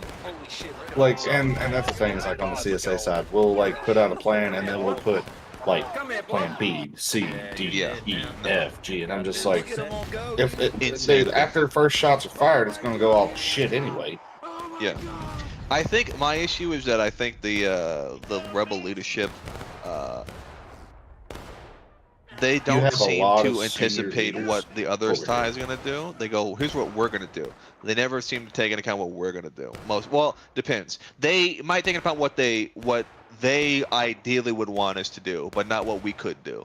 It's more about what their plans are if we don't do the one thing they're planning. We go off of what y'all done in the past, and then we try to build a plan around it. And then if y'all do something completely different, then the plan's kind of shit. Yeah, and then we just kind of do it here's our plan. We're gonna do this, and it might work anyways. If they don't do it, it still could work. Or they do it, it'll work even better. Is usually the idea I go with. Yeah, and it's usually a lot more simple. The thing of it is, though, is on our side, you have me, Legion, Wilkes, Sevi, fucking. Well, you got a lot of talkers for sure. Which I guess and then you got the HD problem. leadership. Like, maybe a different leader every time, but they've been playing for so damn long. Anyway, but they can fucking lead the damn division on their own and be just fine. So you've got 5 or 6 of these fucking, guys that's been playing 4, 5, 6 years that know what the hell's going on. And oh shit, something went to shit. They can immediately fucking already react to what the hell's going on. Yeah. And then, you got newer units or units that have had change in leadership that kind of just got thrust upon them. It's like, oh yeah, by the way, here you go. Oh, I didn't ever want to lead. Well, too bad. Now you're the leader. Yeah, it's for sure an issue. Because 83rds, their leadership is not at all. Yeah, and it's rocky. Without with Nolan. Nolan's fine, but he's very obviously fucking new. Yeah, But that's the thing, though, too, is something that I've noticed with like y'all. You know, there's not very much. There's depth, but there's not. You know, you don't have 6th, 7th string leadership. You know, No, you have up Gilroy, up, Jacobson, and then Yeah. you're, you know, maybe Buford if it comes down to Yeah. it, but usually it's fine by then. And that, I was telling this to Kota. It's fucking frustrating to me when I see a unit not have their one guy and they're not the fucking same. That bothers the shit out of me. I hate that they're not even close. I can understand it being a little different, but not even close. Like, what's the point of having an NCO officer corps then? Is it for fun? Is it like you here to fucking Yeah. like? The Yeah, reason I we have gotcha. officers and stuff is for a real like it's not for because we're LARPing or because they've been here a long Yeah. time. I want to give candy. It's like, well, Well, you do a see, job. and- You're good at it. Here's your job. When I don't, you have Exactly. an actual responsibility. If I'm not here, Killer runs the fucking event. Or if I'm someplace and he can do just as good as I can in a battle. And if he's not there or he's dead, Jake takes over. And he's still pretty good. Yeah. And our Beef takes over, and they're still pretty good. And then we have, and not to mention all the NCOs are really fucking solid in the 42nd. They can all do stuff up to like leading a line in battle under contact. Maybe they can't. Oh man, two plan a rough rounds. strategy or whatever. No, I mean that was They're two not tough supposed to. pulls on the location for the spawn. Yeah, the I mean, RNG yeah, fucked but off. the way that the Union team went about attacking was just kind of weird. No, it was Yeah, a little kind of But no, straggly. I will say a agree lot of the with good Union officers have gotten off for the night, but that's a personal opinion. I don't know. I mean, fought against Daz. Yeah, we still go with well now, so the CSA is going to win this without We'll see, without we got them TB. prepped. So I guess prepped. TB. No, is, there's still TB in there. Oh, there's still Says TB. that you have no Yeah, there's effects, still- or you're not there's still- relevant. Two enough with the observations is problem. all we need to make a conclusion. Yeah, 2 observations. That's enough for me. There's Damn it, no Union, correlation. y'all It's all fucked me, y'all should have causation. won. Yeah, you weren't in, so it doesn't matter, I guess. I know. No, I'm kidding. Yeah, man, but no, it bothers me when I see Yeah, these types of units. you that know- are No, different, I was 'cause- gonna suggest this, and this is probably I'm signing you guys up for work, so great. Uh-huh. But I've always wanted to do, and we never got it off the ground, of actually setting up rehearsals. rehearsals. Yes, of actually going through. So, for example, the attack on the roulette lane. Oh, you practice it in a Yeah, separate scenario. With you have your little op 4, whoever it is, and then you have say 42nd, 83rd, a couple of the units that are having trouble do a joint drill and be like, okay, we're going to spend a half an hour, Oh. 20 minutes, and we're going to go over how to assault this position. Do like how Yeah. UAC does So- with the battalion drills. Here's my only issue with Not that. I that's think not it's as a that great structured, idea. but yeah. It's a great idea, but the problem is this. Getting people to come. I'm not. There's no guarantee on logistically like which units can make a certain time, and if those units are actually going to show up, because I have no direct control over them, right? And there's no consequence they don't show up for them. And it's a complete. Basically, it's a charity thing, for like for them. Like, hey, I'll get my unit instead of doing our drill. We'll do a drill for your benefit, so you can learn how to be a competent unit. And at that point, join my fucking Why not unit. just join I'll the be honest. 42nd? Just join my fucking unit. Like, if I have to, if I'm already having to Tennessee. micromanage people on the battlefield and telling me exactly where to go, which is insane to me. If I have to fucking drill you, you're joining my unit, and I'm not doing this. You don't You know what I necessarily mean? need to have the whole unit show up. What you really need is the leadership. You need Yeah, NCOs true. in there, True. But I mean, I tried joint deals in the past. They almost never work out. I don't know why.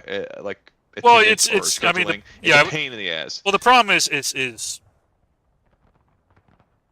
No, I would love to do. I think great idea it's concept. well, yeah, no, I'll be honest. it's if you're going to do a joint drill, it's usually just somebody's going to do your drill, or you're going to combine the two drills, and it You doesn't come really join work. my drill. Yeah. This is A much more specific. Battle rehearsal is interesting. Specific battle rehearsal for a specific plan of okay, we have this idea here, and you don't even need. Here's the thing about it: you could do it two ways. You could do a kind of a live fire exercise, or you could do what's called a rock drill, which is just a rock through, yeah. But there's no one actually there. it's a rehearsal without rehearsal of a concept. Without, yeah, Or just an moving it exercise without without loading. troops is another way to put it. Is you have the leaders, okay, at this time we're all going to go. Can you guys as leaders go off at the right time, at the right angle, in the right place, and maybe institute a couple troops with you to see if it works out? Just a conceptual. And then hey, design, they're gonna be, and once it's looking good, maybe do a live X of doing it 1 or 2 times and okay with some op 4. See, Yeah. again, that would be great. Now, the only issue with that is if I want to do it with Op4, I need you're talking to like almost a full server of people at this point, right? No, not at all. You can have a small amount of people, but would it really sell the concept? It would. Or would it give you, like... The purpose of an Op4 is not to give a replication of the other side. The purpose of an Op4 is to get after specific training objectives. For example, okay, can you guys all hit the wall at the same time so that they have to look in 2 different directions? Correct. I could do that with 10 people. True. That's true.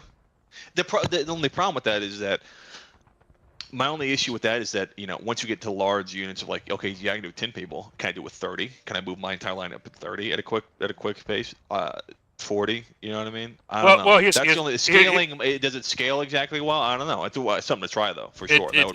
I would say it does, but then you have to graduate up to the live X. So you start out. Yeah. You know, okay, here's a rehearsal concept. We're gonna do a walkthrough. Yeah. Here we're gonna walk the ground. Okay, this is where you go. This is the route you go. You're familiar with the terrain. Oh, there's a fence here. Mm-hmm. Oh, there's this thing here. There's a hole in the fence here. There's a hole in the fence. Okay, you know, and here's the thing: you do these fucking maps over and over and over again. You think you would? And I see people make the same fucking mistakes over and over again. I'm like, yep. We are not learning, gentlemen. Are our children learning? George Bush is worried. See, the problem with that's an institutional, that's a unit problem. They're not passing along information. They're not giving certain people, like, you know, yeah, the unit knows what to do when the main guy's in charge. He's not in charge. That guy's like, oh, I don't know what the fuck I'm doing. I've never learned the maps. I don't know. I'm not paying attention to our strategies. I'm not in the planning for the strategies. That's the issue. I know everything I know about a map. Killer knows about a map. And anything Killer knows about a map, probably Jacobson knows enough, right? So that it gets passed down to certain people, and there's certain people that, you know, our drill instructors, their job is to also kind of learn about the maps a little bit for what's important to actually use. So if you're not institutionalizing your fucking knowledge, yeah, you're gonna have a fucking huge issue where, wow, EB or I don't fucking know, pick a unit. They attacked this map yesterday. Why are they worse at it now? Oh, it's a different guy in charge now, and he doesn't know what the fuck's going on anymore because the other guy up top didn't tell him. That's an example. I don't know if that's just no slight EB. I just saw the name on screen. You have to be a fucking organization. You have to be a regiment. That's the problem. The problem is we don't have a lot of regiments in the game. There's a lot of groups with tags on. You know what I mean? They're not really regiments. They don't really have any structure or infrastructure in them, it seems like, from the outside. They have ranks, quote unquote, and they have units, like doctrines, quote unquote, that aren't real. It's like, oh, we're a skirmish unit and I'm in charge, and that's as far as it goes. Hey guys, follow me. Hey guys, sit here. Oh, I'm dead. Good luck. You know what I mean? They don't treat it as a real organization. Most units don't, I find. So that's the issue. Well, like, so another thing about that, yeah, we could do a joint drill for that unit, right?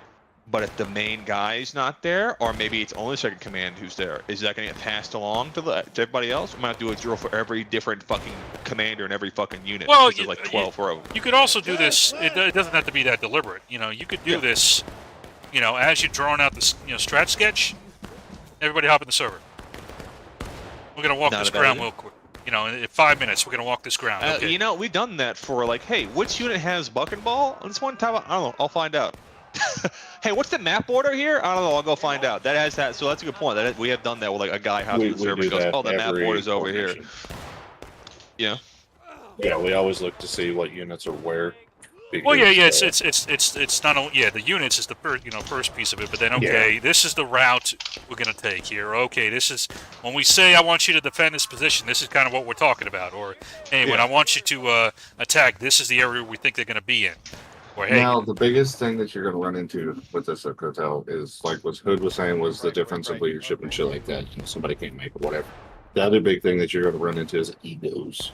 Is how many people are actually willing to go in there and have one person be like, okay, so we're doing this at this and this and that and this and that. You already do it. You do it with the stretch kitch every time. I want y'all to do it. Yeah, but what I'm saying is going in and mocking it, though, is the thing. Is because when they get in there, they're going to be like, oh, well, I could do this instead, and then they don't relay it or something. Well, and maybe you will have that conversation then. Yeah, instead of in the middle of a fucking in the match, and then they tell you that I'm dead. Guys? Oh, we went for it. If why the fuck did you do that? That was better. Great. We've lost the game. True. I'm not saying it's a panacea here, but it's No, it's not a bad idea. I Yeah, just no. my only concern is I'm not sure what would actually stick. I don't know if it would make a difference based on certain units. I think if I did this with certain, like, say I did that with Parker, I think that'd be fine. MYB, they have competent NCOs around. If I was to pick units that I know, and I'm not excluding any units here, but I think it would work well with MWB. True. I think it's not a bad idea. I think it would work with certain elements of 83rd, depending on who's in charge. See how he's. He said I'm not so positive about anymore. I'm not positive about that anymore. I could get into the people I think it is. PB, I think would be fine with it. Oh yeah. Ninth Corps might give you more pushback depending on who's leading. But the problem is the Ninth Corps is the worst of it because they have 12 different fucking commanders. It really depends. Anytime, anywhere, and they're also Lightburn, I think, would go to this pretty well. Well, yeah, but that's what I mean. Those units are all the same kind of people, small enough to like everyone could even be there, and then like their second commands aren't horrible. Yeah, all of TB is also included. Am I going to do this for units already having structural and communication problems because they don't have a structure, or their commanders are non-communicative, or they have different commands that are fucking weak? That's the issue. If we had units that were like, if not Joker was here every fucking week, right? I mean, fine, works out. But sometimes he's not, sometimes Modal's not, and there's no way of knowing. I would venture that if you walk a person through that really doesn't know, they will default to that position. True. That's a good argument. That's another good point. It's the people that are going to have separate ideas, like thing to know, and they might do that over and over Ricks, this might be tough on, but although Ricks will follow the instructions though on occasion. So on occasion, yeah. Yeah, you ask him to. Except for the one instructions is not getting killed. That's the one he never follows.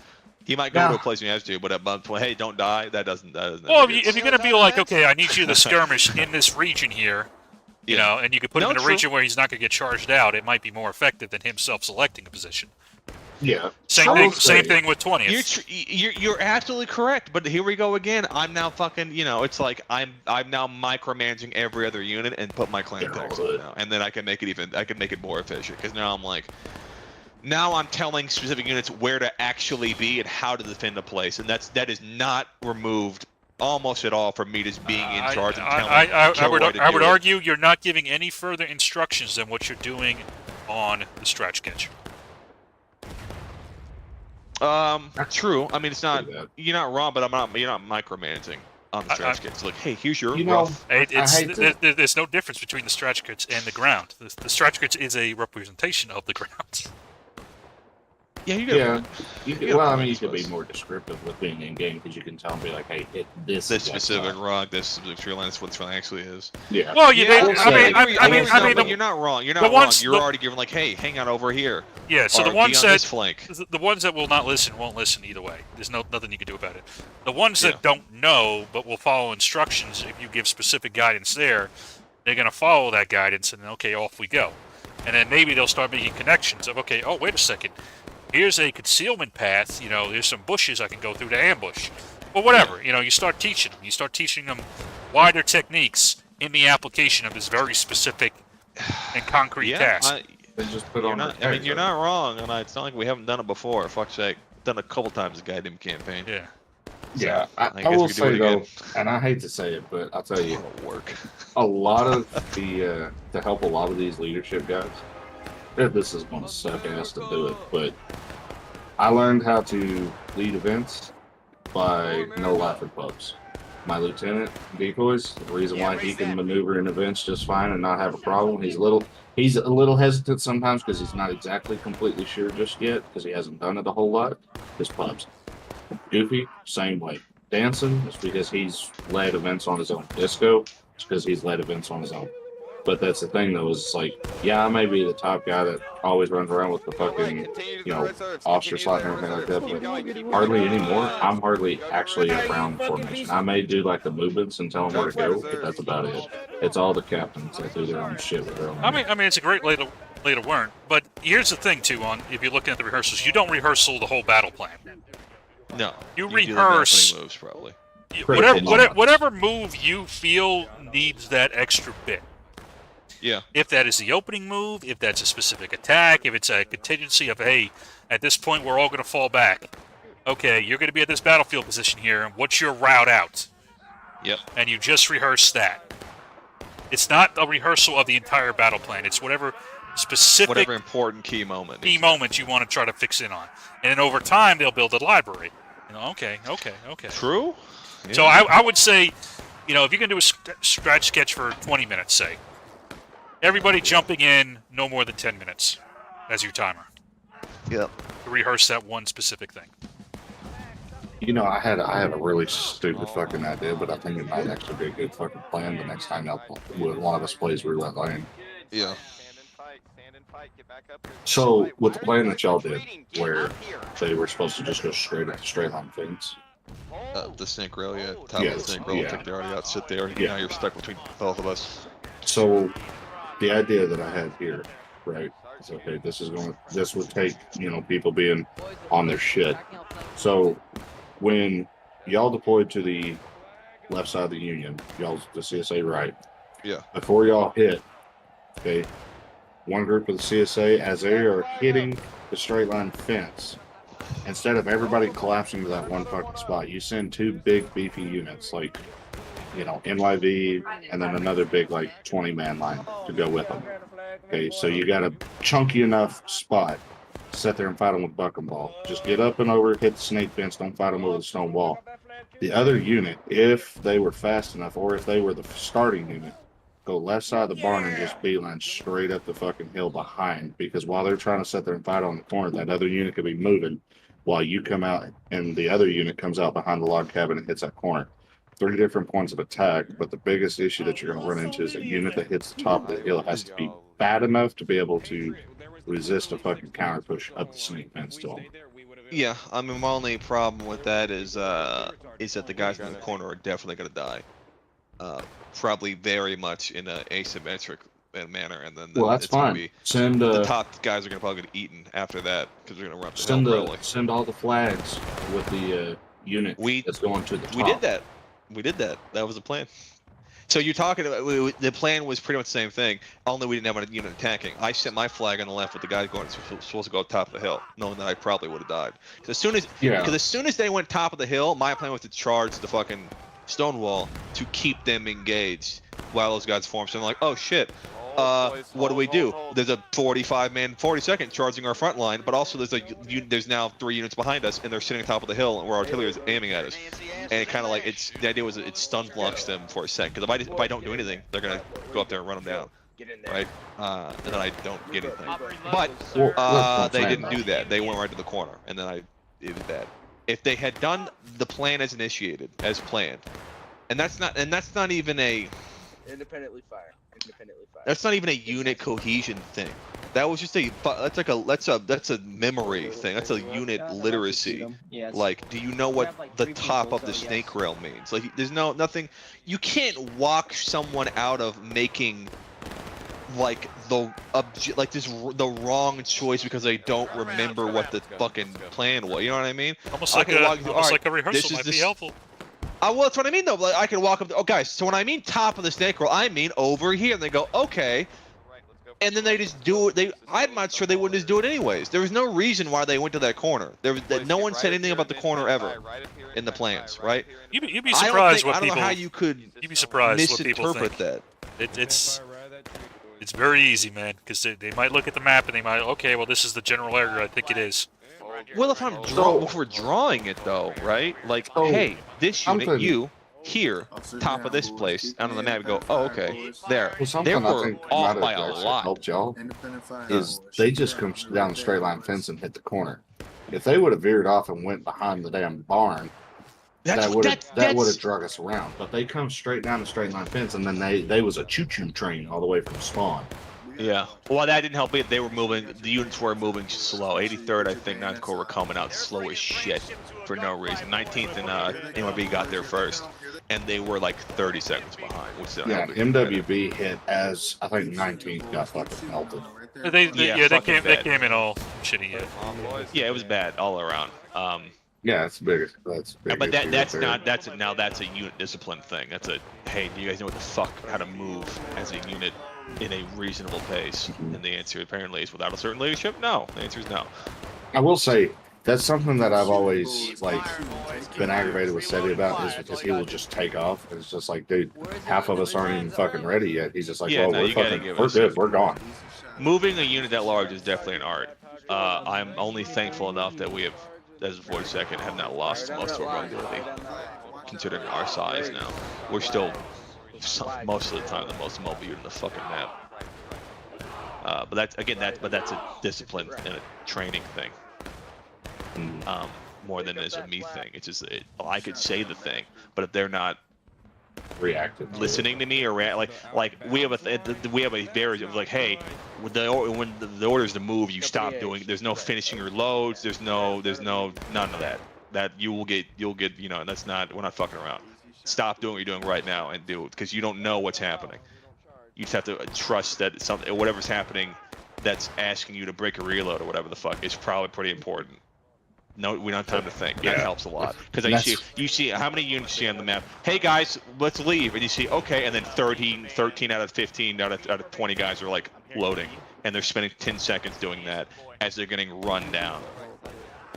It happens all the fucking time. I catch on me myself, and I'll do a charge, and I help someone go retreat. Half the line will turn around, the other half will sit and wait, try to reload or get a shot off or something.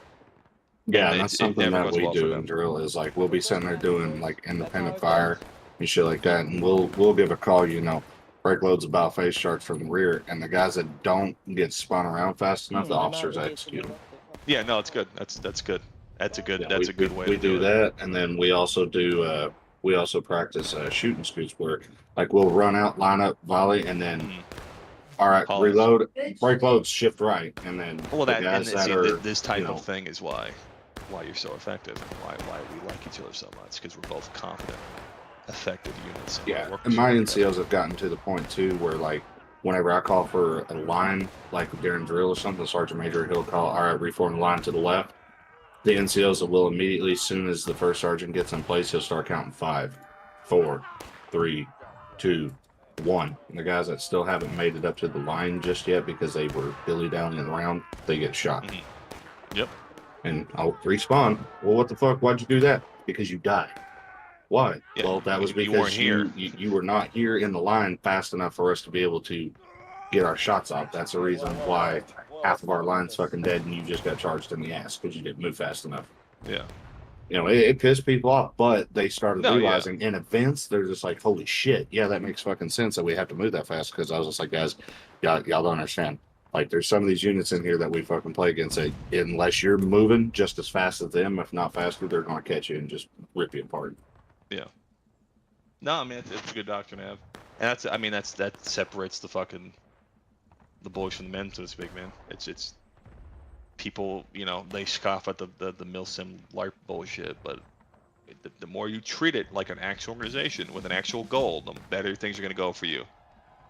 Not only like in terms of like winning, but like you're going to spend, your team's going to be less time getting killed, which means more guys having fun.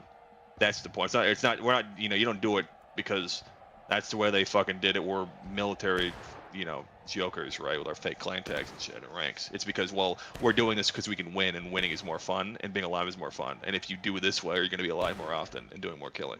And if you do the other way, you're going to be dead more often, not enjoying yourself. Yeah, exactly. I mean, you could happily join our reenactments if you want for that. And you could do that. I see that. If you really want to do that, if you want to if you want to be a hyper LARP dude, you could do it in the reenactments too. Yeah, and personally, not for me, but I'll watch them. The EU events, we move slower, I'll do them longer, in lines and shit like that, call on the line and shit like that, and, company right wheel and shit like that, I'll do it right, but it's slower. Yeah. Well, it works because everybody's designed committed to be commanding 500 people doing that, so it has to be. Yeah. But in this game, they have to if you're large. In this game, you got 15 guys or 20 guys, or I have 20 guys, and also I have a radio connection to every single one of them. I got to say something. I don't have to wait for orders to be disseminated on the line. I don't have to wait. I don't have to worry about people marching at the right time. You know what I mean? So I have to. Yeah. It's not a big deal. I will say this probably is the Yep, we're gonna end it here. This guy. So, right here. What the hell did you say? that was a fun conversation. Covered a lot of It's ground. good. But yeah, just kind of outro from you guys. If you just want to again say who you are, so everyone knows. After you, Mr. Knight. Ladies first. Oh well, thank you there, Angel darling. for a beauty. Oh, wow. Damn. Have to hit me. Well, then that would be Koto goes first. Yeah, I'll see y'all tomorrow. Now, Major Knight, Tennessee Brigade, CSA Confederate Unit that plays in House Divided Southern Congressional War Secession. If you're interested in joining up, be sure to hit us up.